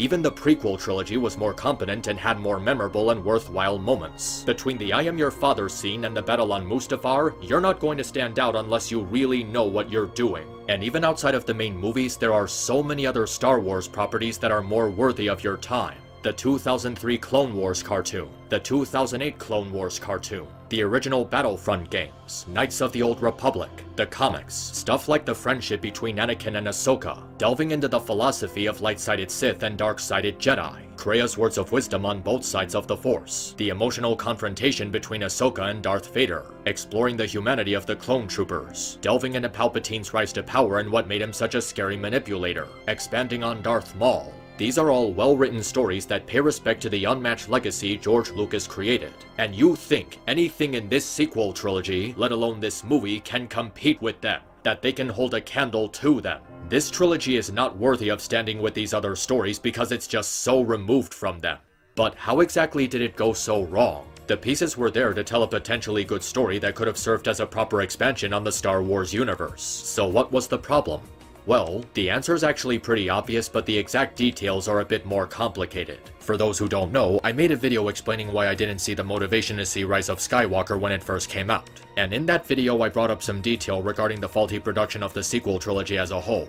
Unlike Marvel, Lucasfilm didn't have any major projects being worked on when Disney bought them, so they had to build something from the ground up to get something out of the deal. They needed new leadership to oversee new projects, and this is where Kathleen Kennedy came in. She was placed in charge by George, not knowing the horror she was about to unleash, because he wanted someone he knew to be the head of the company instead of taking the risk of Disney giving his business to someone he wasn't familiar with, to make sure his vision would be protected. When Bob Iger was presented his original idea for a sequel trilogy, he turned it down, and Kennedy backed Iger's decision and suggested it be something different. But here's where the core of the issue comes in. J.J. Abrams and Rian Johnson were tasked with directing and writing the new trilogy, but instead of collaborating on how the story would go, they took turns directing the movies with completely different visions for how the story would play out. And there's the rub. The story was not planned out at all, or at least there was no agreement to how it would play out. Instead, Kennedy, Abrams, and Johnson were just going by the seat of their pants, which made the project as a whole suffer immensely. This is another thing I already talked about in my initial review, but it bears repeating. When you're making a planned series of movies, the story for those movies has to be planned out too. It's not as simple as saying I'm going to make a 5-part movie franchise. You have to think about how that franchise is going to play out. It's called story layout. Anyone who's taken even a basic writing course will tell you that planning out your story is crucial, especially if you're making it a multi-part franchise. You know that criticism people tend to give sequels where it feels like they just made up a new story instead of continuing the story of the original, or rehash what the original did because they couldn't think of anything different? Because it's something that was common with a lot of sequels. They just made up stories that weren't planned out because the originals were financially successful and Hollywood just wants to milk money off of anything that worked out the first time. Why do you think we have so many reboots these days? They ran out of ideas for fresh new shows, so Hollywood did the only thing it knows. And that's pretty much what happened here. The sequel trilogy ended up being a repeat of what we saw in the OT, and the story they went with wasn't planned out in the slightest. Rian Johnson didn't follow through with what J.J. Abrams set up in The Force Awakens, and instead of sucking up his pride and trying to salvage the trilogy by making a consistent story with what Johnson set up, J.J. Abrams just decided to go, fuck Rian Johnson's subversive masterpiece, here's my subversive masterpiece. You can't just make this shit up as you go along. If you're making a trilogy of any kind, you need to have the story for all 3 movies planned out before you even begin production on the first entry. In comparison, the prequel trilogy was more consistent because George Lucas was in charge of all 3, keeping it under a single vision, and he had plans for a prequel trilogy from the start. That's why The Empire Strikes Back was called Episode 5 when it first came out, and not Episode 2. Some of the greatest literary and cinematic works of all time, like this movie is trying to present itself as, were a result of the writers putting a lot of time into meticulously planning out their stories. Maybe if you're working on something on a small scale, you can get away with not coming up with a grand plan. But when you're making a continuation to Star Wars, the most expansive and gigantic franchise in the history of storytelling with decades worth of established lore and iconic characters, you need to come up with a plan. They didn't do that. They just started producing Episode 7 with no layout for how the other 2 movies were going to go. Nothing about the characters, plot, pacing, or even the way the trilogy was going to be marketed was planned at any point. And the result was a colossal mess. You can't simply turn your brain off to this stuff when the problems are so adamant that it's impossible to ignore them. Why didn't Johnson and Abrams work as a team? Why didn't they just pick one idea and roll with it instead of trying to one-up each other? Because this trilogy really couldn't decide on anything. Rey could have a super duper secret connection with one of the old characters. No, she's actually a random nobody. Oh wait, she's actually Palpatine's granddaughter. Snoke and the First Order are an entirely new threat the heroes have never faced before. No, he's actually just another one of Palpatine's puppets and the First Order is just a rebrand of the old Empire. Hux is a terrifying general. No, he's an incompetent buffoon. No, he's actually the spy. The Force doesn't work that way, says Han Solo. No, it's actually a superpower with no set of rules and Force users can just do whatever the fuck they want with it. I've heard people describe this trilogy as a pair of divorced parents fighting over custody of their kid, but this is just ridiculous. It's almost as ridiculous as Rian Johnson thinking the formula for making a good movie is to deliberately create a huge controversy and polarize your audience. I would be worried if everybody across the board was like, yeah, that was a good movie. It's much more exciting to me when you get, you know, a group of people who are like coming up to you and really, really excited about it, and you know it's going to be something that they're having their DVD collection and watch over, and the way that I got into, like, you know, Miller's Crossing, maybe, I don't know, but and then there are other people who walk out just, I mean, literally saying that was the worst movie I've ever seen. Having those two extremes to me is, you know, is the mark of the type of movie that I want to make, so... No, you idiot. Polarizing writing decisions and divisive storytelling is not what makes a good movie. Good writing is what makes a good movie. This is literally Ryan's entire thought process when it comes to The Last Jedi. He seems to think that just pulling off a subversion equates to good storytelling and that dividing the audience is a fascinating result that more people should try doing, which is simply just horrible advice. Who in their right mind thinks that's actually a good idea? Actively wanting to piss off 50% of your audience is not logical at all. It's not good for your story, and it's not even good from a business standpoint. If you want a product to be successful, you would want as many people as possible to like it. This divide the audience mentality is literally self-defeating because it actively reduces the appeal of the product for the sake of taking risks. And for those who try to say, oh, well, he said that years ago, it's not like it holds up today. Actually, yes, it does. It doesn't matter how long ago this was recorded because he clearly stuck to his guns with what he did with The Last Jedi. And it would be bad enough if it just ended there. But in every single interview he appears in, he acts so proud of himself. Like he thinks he made the Schindler's List of Star Wars, going on and on about how he brought something new and revolutionary to the series. You might say he deserves credit for being upfront and honest about it, but I have never seen a person as prideful of a movie they made as much as Rian Johnson is with The Last Jedi. Even the most full of themselves movie makers that I've seen have never been as prideful as Rian Johnson has been. And this is what just makes his attitude so annoying. He's completely oblivious to the damage that was caused to the brand. The fire spreading behind him as he just indulges in how this movie boosted his status as a big shot writer in Hollywood. He is so blind to the reality of the situation that I would describe it as tone deaf. It's like he's some sort of professional troll and this whole thing was just an elaborate act to test the minds of the people who went to see these movies and see if they'll actually be stupid enough to be distracted by pretty visuals and dramatic themes to not pay attention to the massive holes in this story. It'd be one thing if there was a hint of self-awareness, but he actually believes his own hype. He's just really proud of how he created something so harmful to the Star Wars name. The aftermath of this is just 100 times worse than The Phantom Menace. Really look at it. People were acting like it was the worst thing ever, and yet it was still selling all sorts of merchandise. Toy sales, dozens of video games, collectibles, and it led to a cult following by allowing the series to branch out to other things. In comparison, The Last Jedi seriously backfired. The toy sales, the Solo movie, and Galaxy's Edge tanked horribly. Even The Last Jedi saw a huge decline in ticket sales following its opening weekend.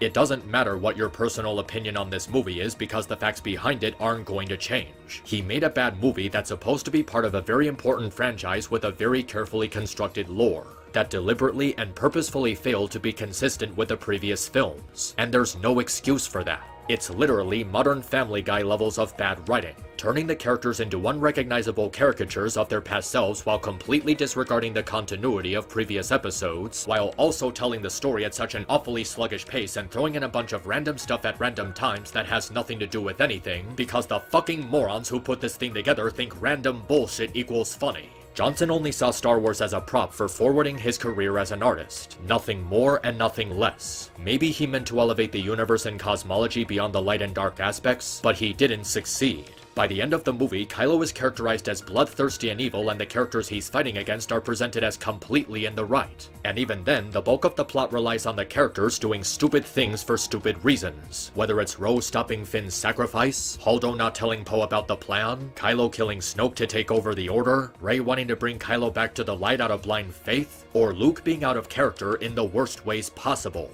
Even if you've never seen any of the previous Star Wars films, this one makes no sense. And don't try to deflect this by saying, oh well, just don't think of it as a Star Wars movie. That is the stupidest thing I've ever heard.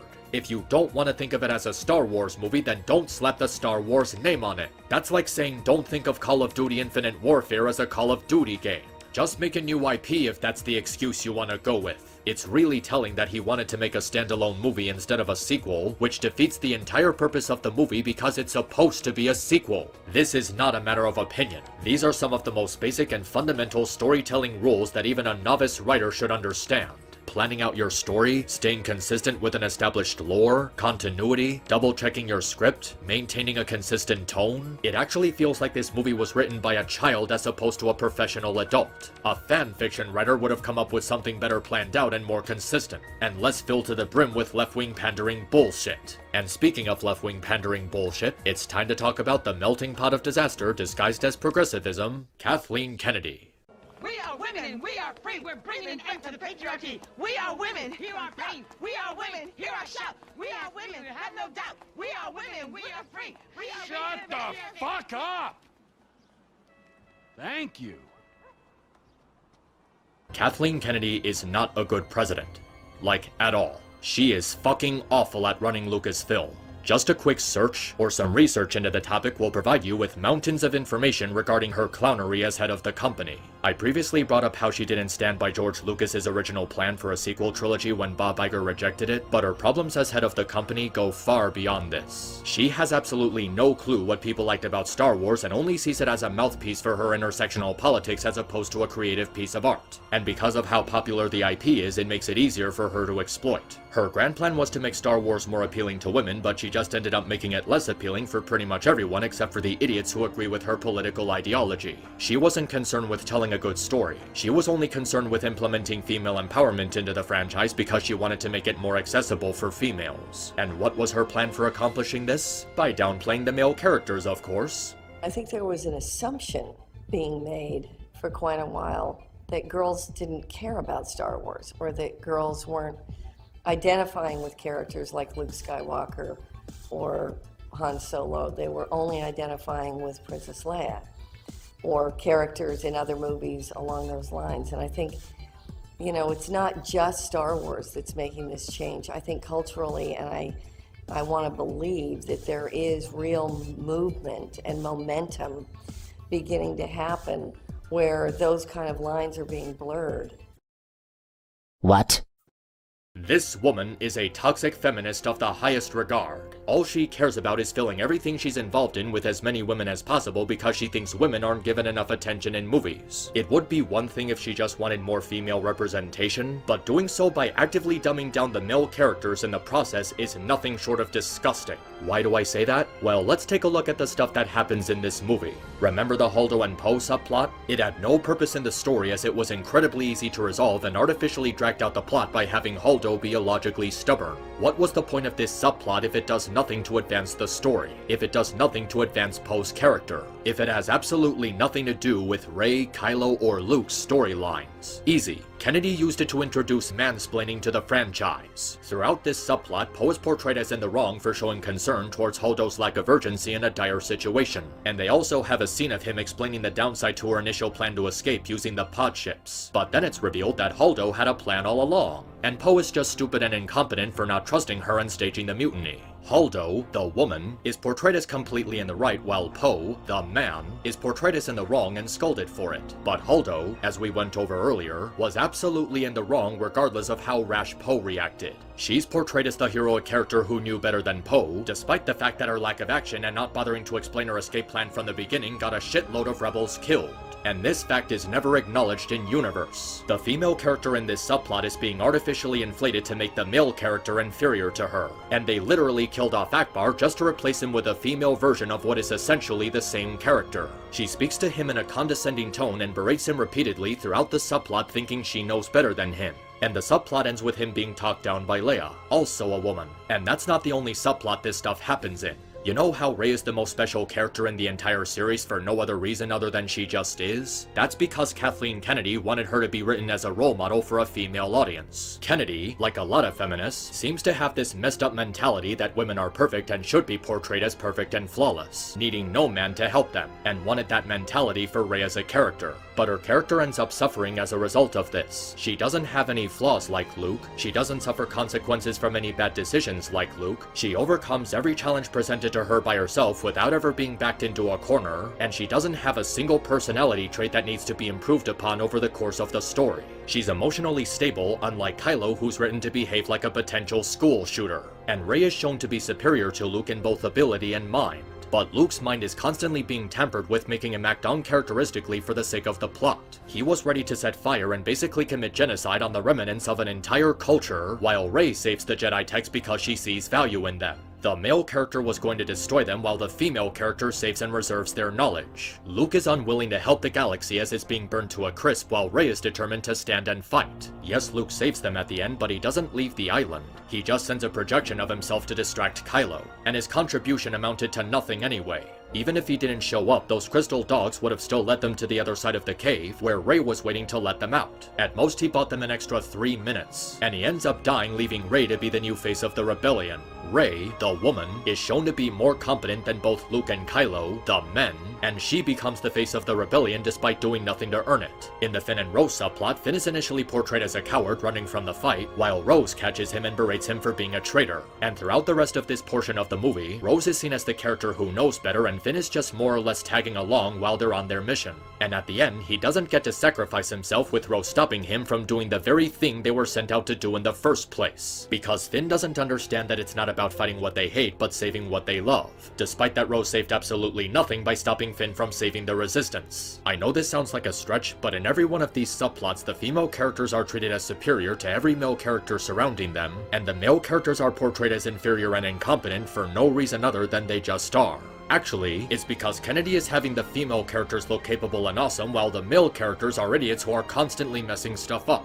This movie is not only bad, but it's also extremely sexist. And it's sexist towards both men and women, with Kennedy assuming that women and girls only identify with characters who have the same gender as them. That's like saying men can't relate to characters like Mrs. Brisby or Belle or Clementine or Moana because they're not male. Kennedy thinks that girls and women should relate to Rey for no reason other than she's female, but there's nothing about her character to relate to. How can anyone, let alone a woman, relate to someone who gets everything handed to them and never have to face any trial and tribulation? I don't even get where Kennedy is coming from by making this her top priority. She's acting like a strong female character, regardless if they're the main character or a supporting character, has never been done before. Strong, independent female characters have been around for decades. It's nothing new. And the fact that she refuses to acknowledge this, in spite of being as pro-woman as she is, kind of strikes a chord with me. As if to say all those strong, independent female characters you grew up with aren't really strong and independent. They still needed a man to help them out, or didn't do enough by themselves to truly represent what it means to be a strong woman.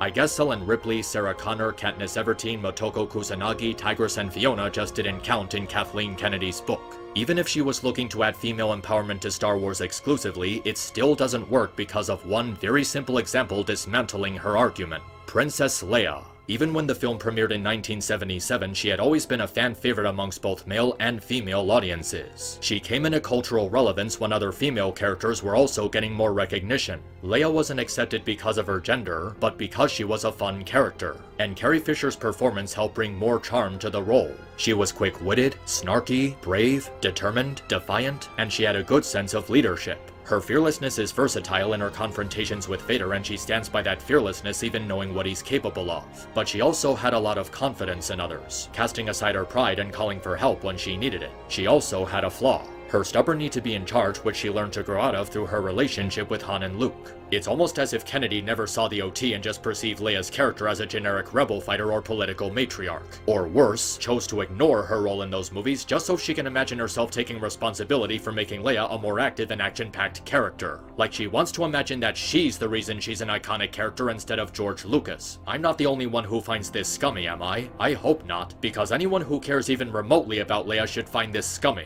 The reason people don't like them is because they were clearly written as caricatures meant to serve as ideological self-inserts for female and Asian audiences to project themselves onto, instead of fully fleshed out characters with personalities. Remember Holdo's refusal to explain her escape plan to Poe? This was done in The Empire Strikes Back, except in a way that makes Leia a more competent leader. During the assault on Hoth, she explains to a group of pilots how to facilitate their escape route, and when one of the pilots asks for clarification, she willingly provides the information to him. There's no hint of distrust amongst the pilots because she's cooperative and knows how to communicate during these types of situations, because she understands that in order to save lives, she has to be forthcoming as a matter of principle. These three characters are not good. They're just a means for Kathleen Kennedy to project female empowerment and intersectional politics on people. She is so obsessed with injecting female empowerment into Star Wars that she went so far as to push that forces female bullshit throughout the movie's marketing. Since my initial review, I've been told that Kennedy herself wasn't the one who actually came up with that tagline. It was actually done by Nike. But the fact that she promoted that stupidity at all is blatant proof of where her awful priorities lie. She is actively trying to turn Star Wars into a world that's believed to be better for being driven by women, despite the fact that Star Wars was never about gender politics. Saying Star Wars needs more female empowerment is like saying Terminator needs more female empowerment with a dash of Hispanic representation. And look at how fucking well that turned out. I really didn't think I'd have to stress this out more than I should have to, but there's a clear difference between having a strong female in your work and shoving female empowerment down people's throats until they choke on it. The OT went through great lengths to enrich Leia, and in the process made her just as important of a character as Luke and Han. The sequel trilogy doesn't do anything to enrich these three. One is a horrible leader, one is a tokenized Asian character, and one is a Mary Sue. They were just placed at the forefront because Kathleen Kennedy wants women and girls to feel special about themselves. It might have been one thing if these movies were made in a time where women were actually being oppressed, like the 1800s or early 1900s. But this is the 21st century, where women have a more active role in the military and sports events. The fact that Carrie Fisher was asked to be part of Star Wars at all is all the evidence you need that Kennedy's ideology is bloated nonsense. And even beyond her blatant sexism, she simply has no knowledge of Star Wars to the point that she's clearly not cut for the job. Take this interview she has with George Lucas, where she says things like we had no source material to work with, or that we need to protect and reserve these characters. Oh Christ, I'm sorry, I can barely say it. So, let me get this straight. You're telling me that you had no source material to work with for Star Wars? Fucking Star Wars? Really? You had a ton of source material to work with. George's original draft for a sequel which you carelessly dismissed. The comics, the cartoons, the video games, the Legends series, and the extended universe you decided to make non-canon. Yes, not all of them were good, but there was still a ton of possibilities. Instead, you decided that just rehashing the original trilogy but with more women was the most viable option. And that part where she says she wants to protect these characters and preserve the way the fandom sees them? That is a bold-faced fucking lie.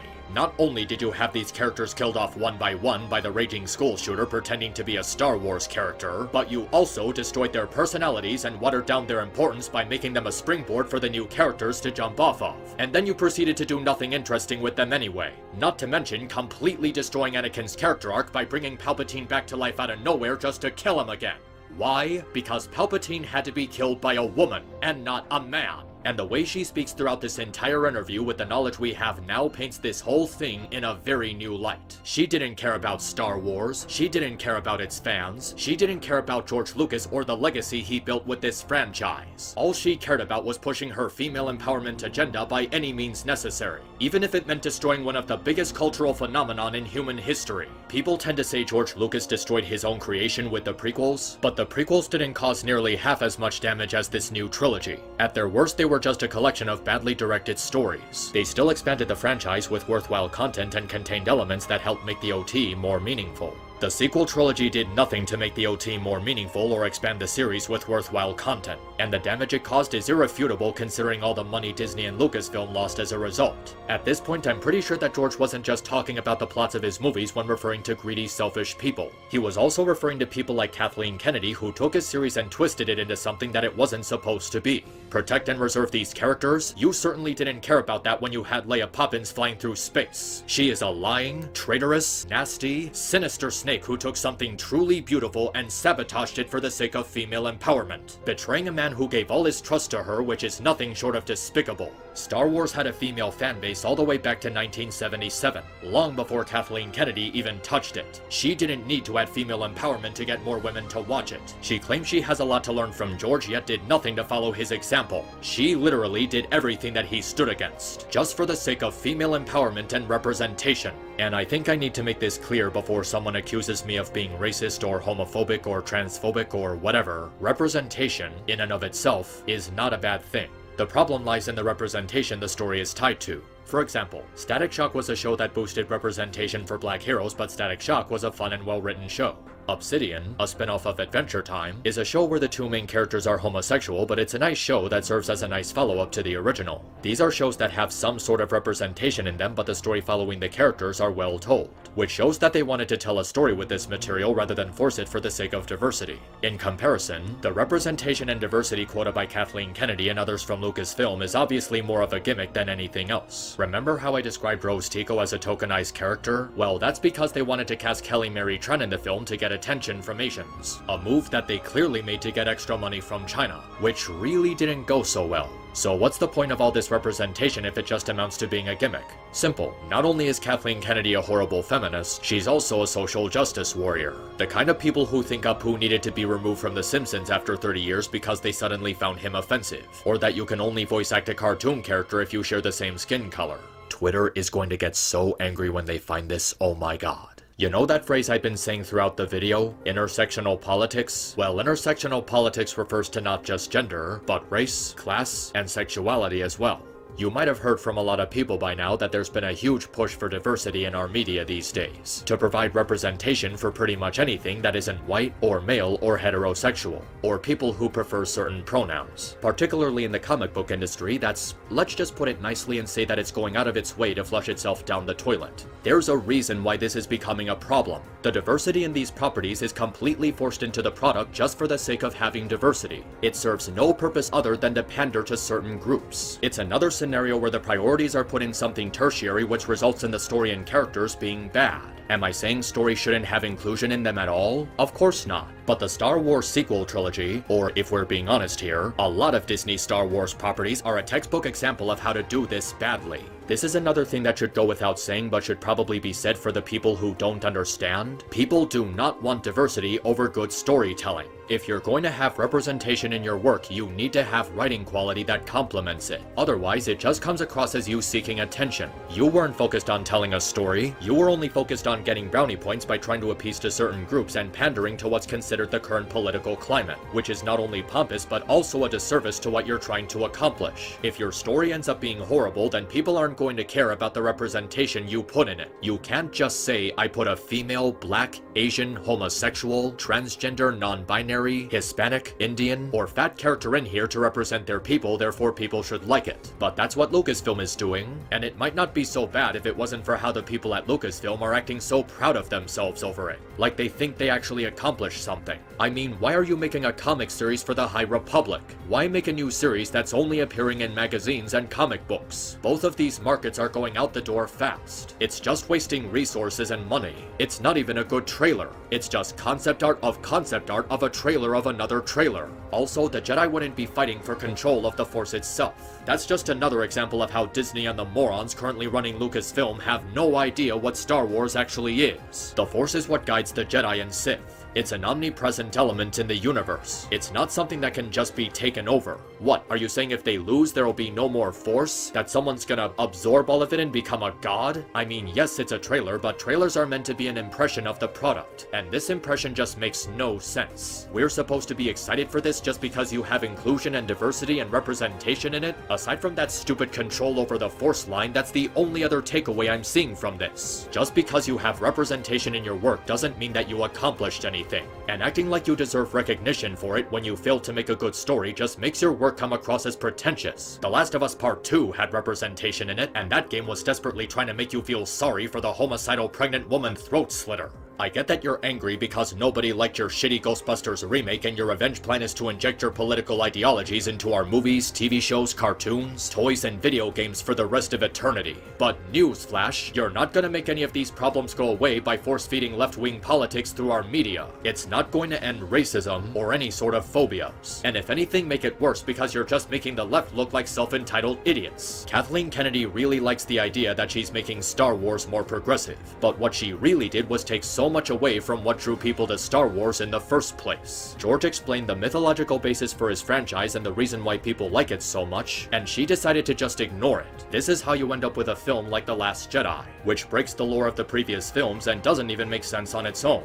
Saying these movies are supposed to be progressive is an insult to progressivism. This isn't progressive. It's pretentious and pandering. Kennedy used the fact that she was a high-profile female staffer to effectively push her politics to the mainstream, so she can try to push her shit into the public consciousness. And I know there are people who are watching this who might go, oh, Star Wars has always been political. You're just being a bigot because she has politics you disagree with. You think I don't know that, numbskull? Of course the original 6 movies were political. They were literally about the rise and fall of a fascist empire. The problem isn't Star Wars movies having politics in them. The problem is that Kathleen Kennedy's politics have done nothing but cause harm to the brand. Her feminist-driven ideology and need to add representation overtook any sort of good storytelling as the priority. Not only is she a terrible feminist who stabbed Lucas in the back, she's also a terrible businesswoman because she's an idiot who's made bad decision after bad decision that has continuously affected the Star Wars IP in negative ways. It's gotten to the point where Disney is actually crazy for keeping her around.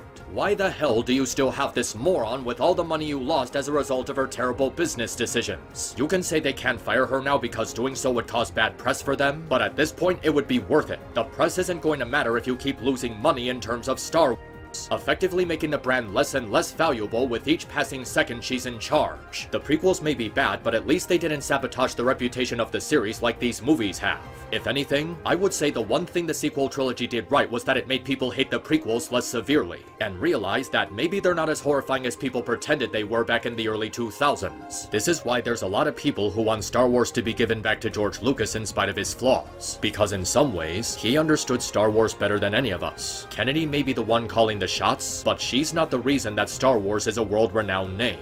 She never was, and she never will be. Because in the end, George Lucas still has something she doesn't. A legacy worth celebrating. A legacy as the man who created Star Wars. The one who brought joy to millions around the world with a franchise unlike any that's come before or since. A franchise that brought us a timeless story with timeless characters that could be appreciated on a universal level. By a man who was ahead of his time. Who valued his craft and understood the importance of art. A legacy that's truly something to be proud of. That's what people loved about Star Wars. Not this horribly written, nostalgia-baiting, agenda-infested bullshit that exists in its own fictionalized version of reality. A series of movies that was made with no desire to tell a good story that exists specifically to line your shit-filled pockets with money. A series of movies that divided the fandom beyond repair so that you could have your moment as the woman who brought female empowerment to something that didn't need it, and breaking the spirit of one of the most beloved actors in the history of cinema. That is the legacy of Kathleen Kennedy, the bimbo bitch who took something timeless and special and took a giant shit on it for the cause of girl power and representation. I really hope it was worth it for you.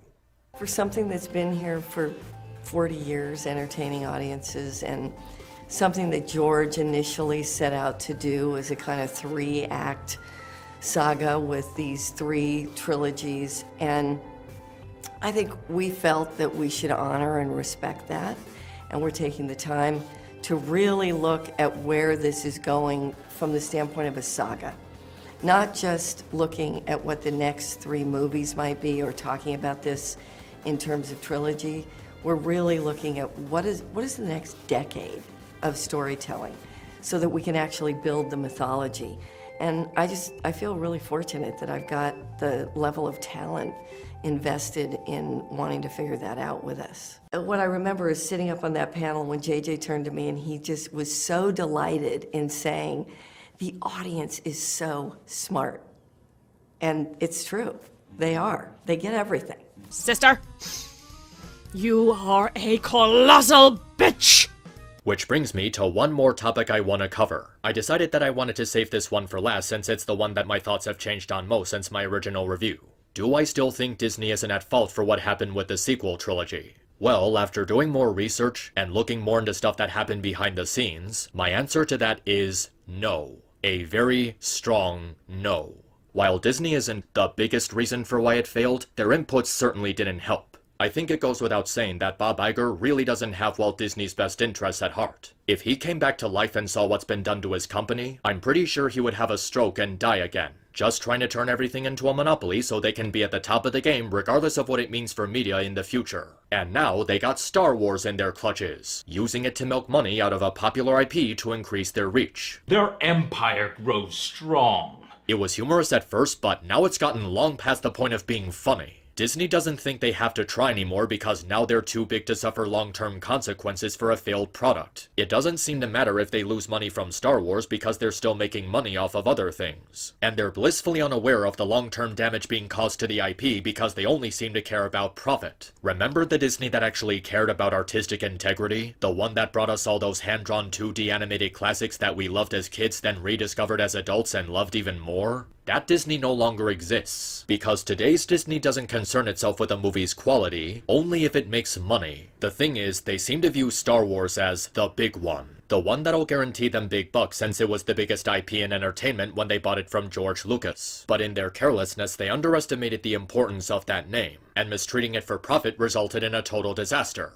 And now they're in too deep to pedal back. They practically went in a panic mode during production of Episode 9 because they knew people weren't exactly happy with Episode 8. They actually believed that just retconning The Last Jedi would magically fix everything. And instead it just made everything worse. This is the problem with Disney's ownership of Star Wars. Just like Kathleen Kennedy, they don't understand it in the slightest, only seeing it as a means to boost profits. They seem to think that Star Wars is just like any other franchise, undermining the significance it had on pop culture and how important it actually is. They bought it for $4 billion and then proceeded to desecrate everything that made it worth $4 billion in the first place. Oh, and here's a little bit of trivia. Iger was originally going to give George less than $4 billion for Star Wars, and only went with $4 billion because George didn't like the idea of Star Wars being less valuable than Marvel. There's actually a lot to go into in order to fully understand how little Disney thinks of Star Wars, but the best way to put it is that they've done a bad job managing it. Oversaturating it with far too much content at once, making the IP less special and more generic, overwhelming the merchandise by trying to force the toys down your throat, trying to turn it into the next Marvel Cinematic Universe with side movies and side series that no one except people who are slaves to their obsession with Star Wars are gonna give a shit about. Disney does not value Star Wars as a creative work of art. It only thinks of Star Wars as a cash cow, and they're hell-bent on milking it for all it's worth to satisfy their unsatisfiable greed. And in general, it's become very tiring to see Disney like this. Disney is not Disney anymore.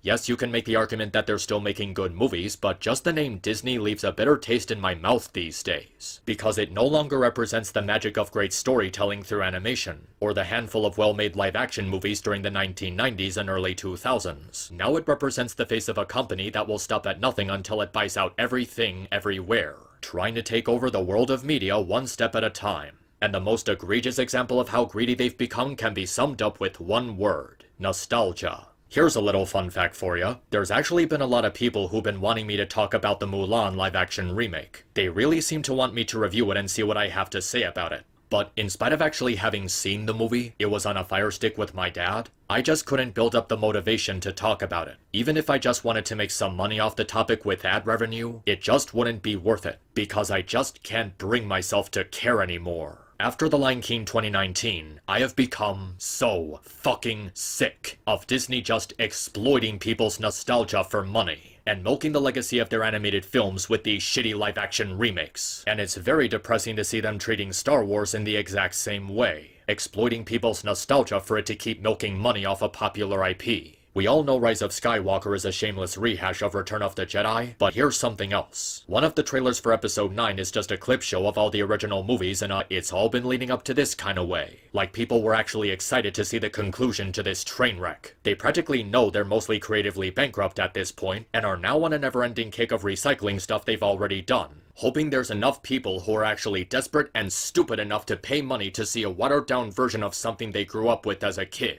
because they're nothing but slaves to their nostalgia. And through this exploitation of nostalgia, Disney has taken what was once the grandest IP on the face of the earth and turned it into just another generic sci-fi series. There's hardly anything truly unique coming out of Disney's Star Wars. And now that the sequel trilogy is done, their hands are tied on what to do now that they butchered the Skywalker saga. They have no idea what they're doing, how to pay proper respect to the IP, and now they're stuck with this cash cow that was once a respected name in the realm of film. And even beyond that, the company has recently gone out of its way to show off its true colors in terms of what it's willing to do just for some extra cash. Not only are they greedy, they're also pretty morally corrupt, to the point that I no longer feel comfortable with the prospect of giving them financial support. Between throwing Johnny Depp under the bus after the shit Amber Heard put him through, the way they fucked over that kid who was a big fan of Spider-Man as he was dying from a terminal illness, swindling Star Wars Theory for all the hard work he put into his Vader project, and actually sending a literal thank you you to concentration camps in China, I legitimately do not want a Disney Plus subscription in my possession. If you want more information on this and other stuff that's very wrong with Disney, I highly recommend this video by Just Stop, as he goes into far more detail about this than I have time to.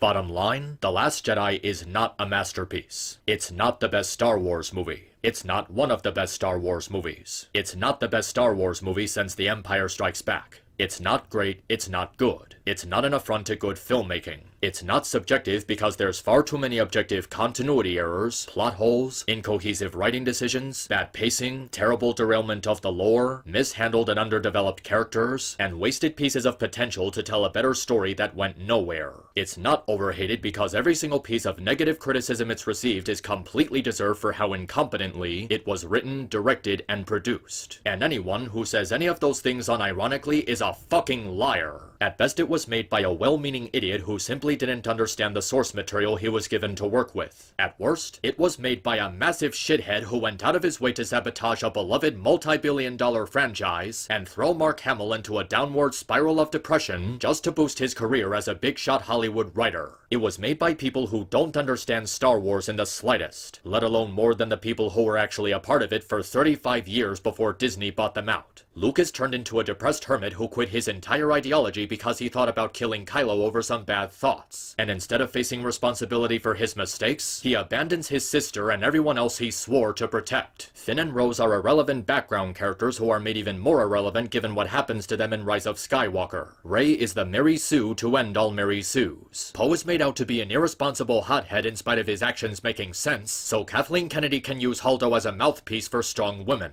There is such an egregious undermining of the lore from the bombing scene to the Holdo maneuver to turning the Force into a generic superpower. There are so many plot holes to go over that to actually do so would require its own video. Kylo is an unhinged psycho we're supposed to take seriously because they decided to randomly kill Snoke with no proper mechanics to how his death came to be. The pacing is unbelievably choppy and it's made worse by the horrible comedy they try to force-feed you every 5 minutes. And the dialogue is so out of place and badly written that it feels like a Saturday morning cartoon. Which is actually a disservice to Saturday morning cartoons because they have better writing than this film. At this point, My Little Pony is a step up from this movie and the entire sequel trilogy put together because it actually has an ensemble cast of well-written characters, compelling stories, a more consistent world, and an ending that didn't obliterate everything into a flaming pile of rubble. If I were Kathleen Kennedy, J.J. Abrams, or Rian Johnson, I would be embarrassed that I got upstaged by a children's cartoon that was originally made to advertise a toy brand to little girls. I've seen episodes of Modern Family Guy with a better grasp of storytelling than anything that happened in this movie, and that's not an exaggeration.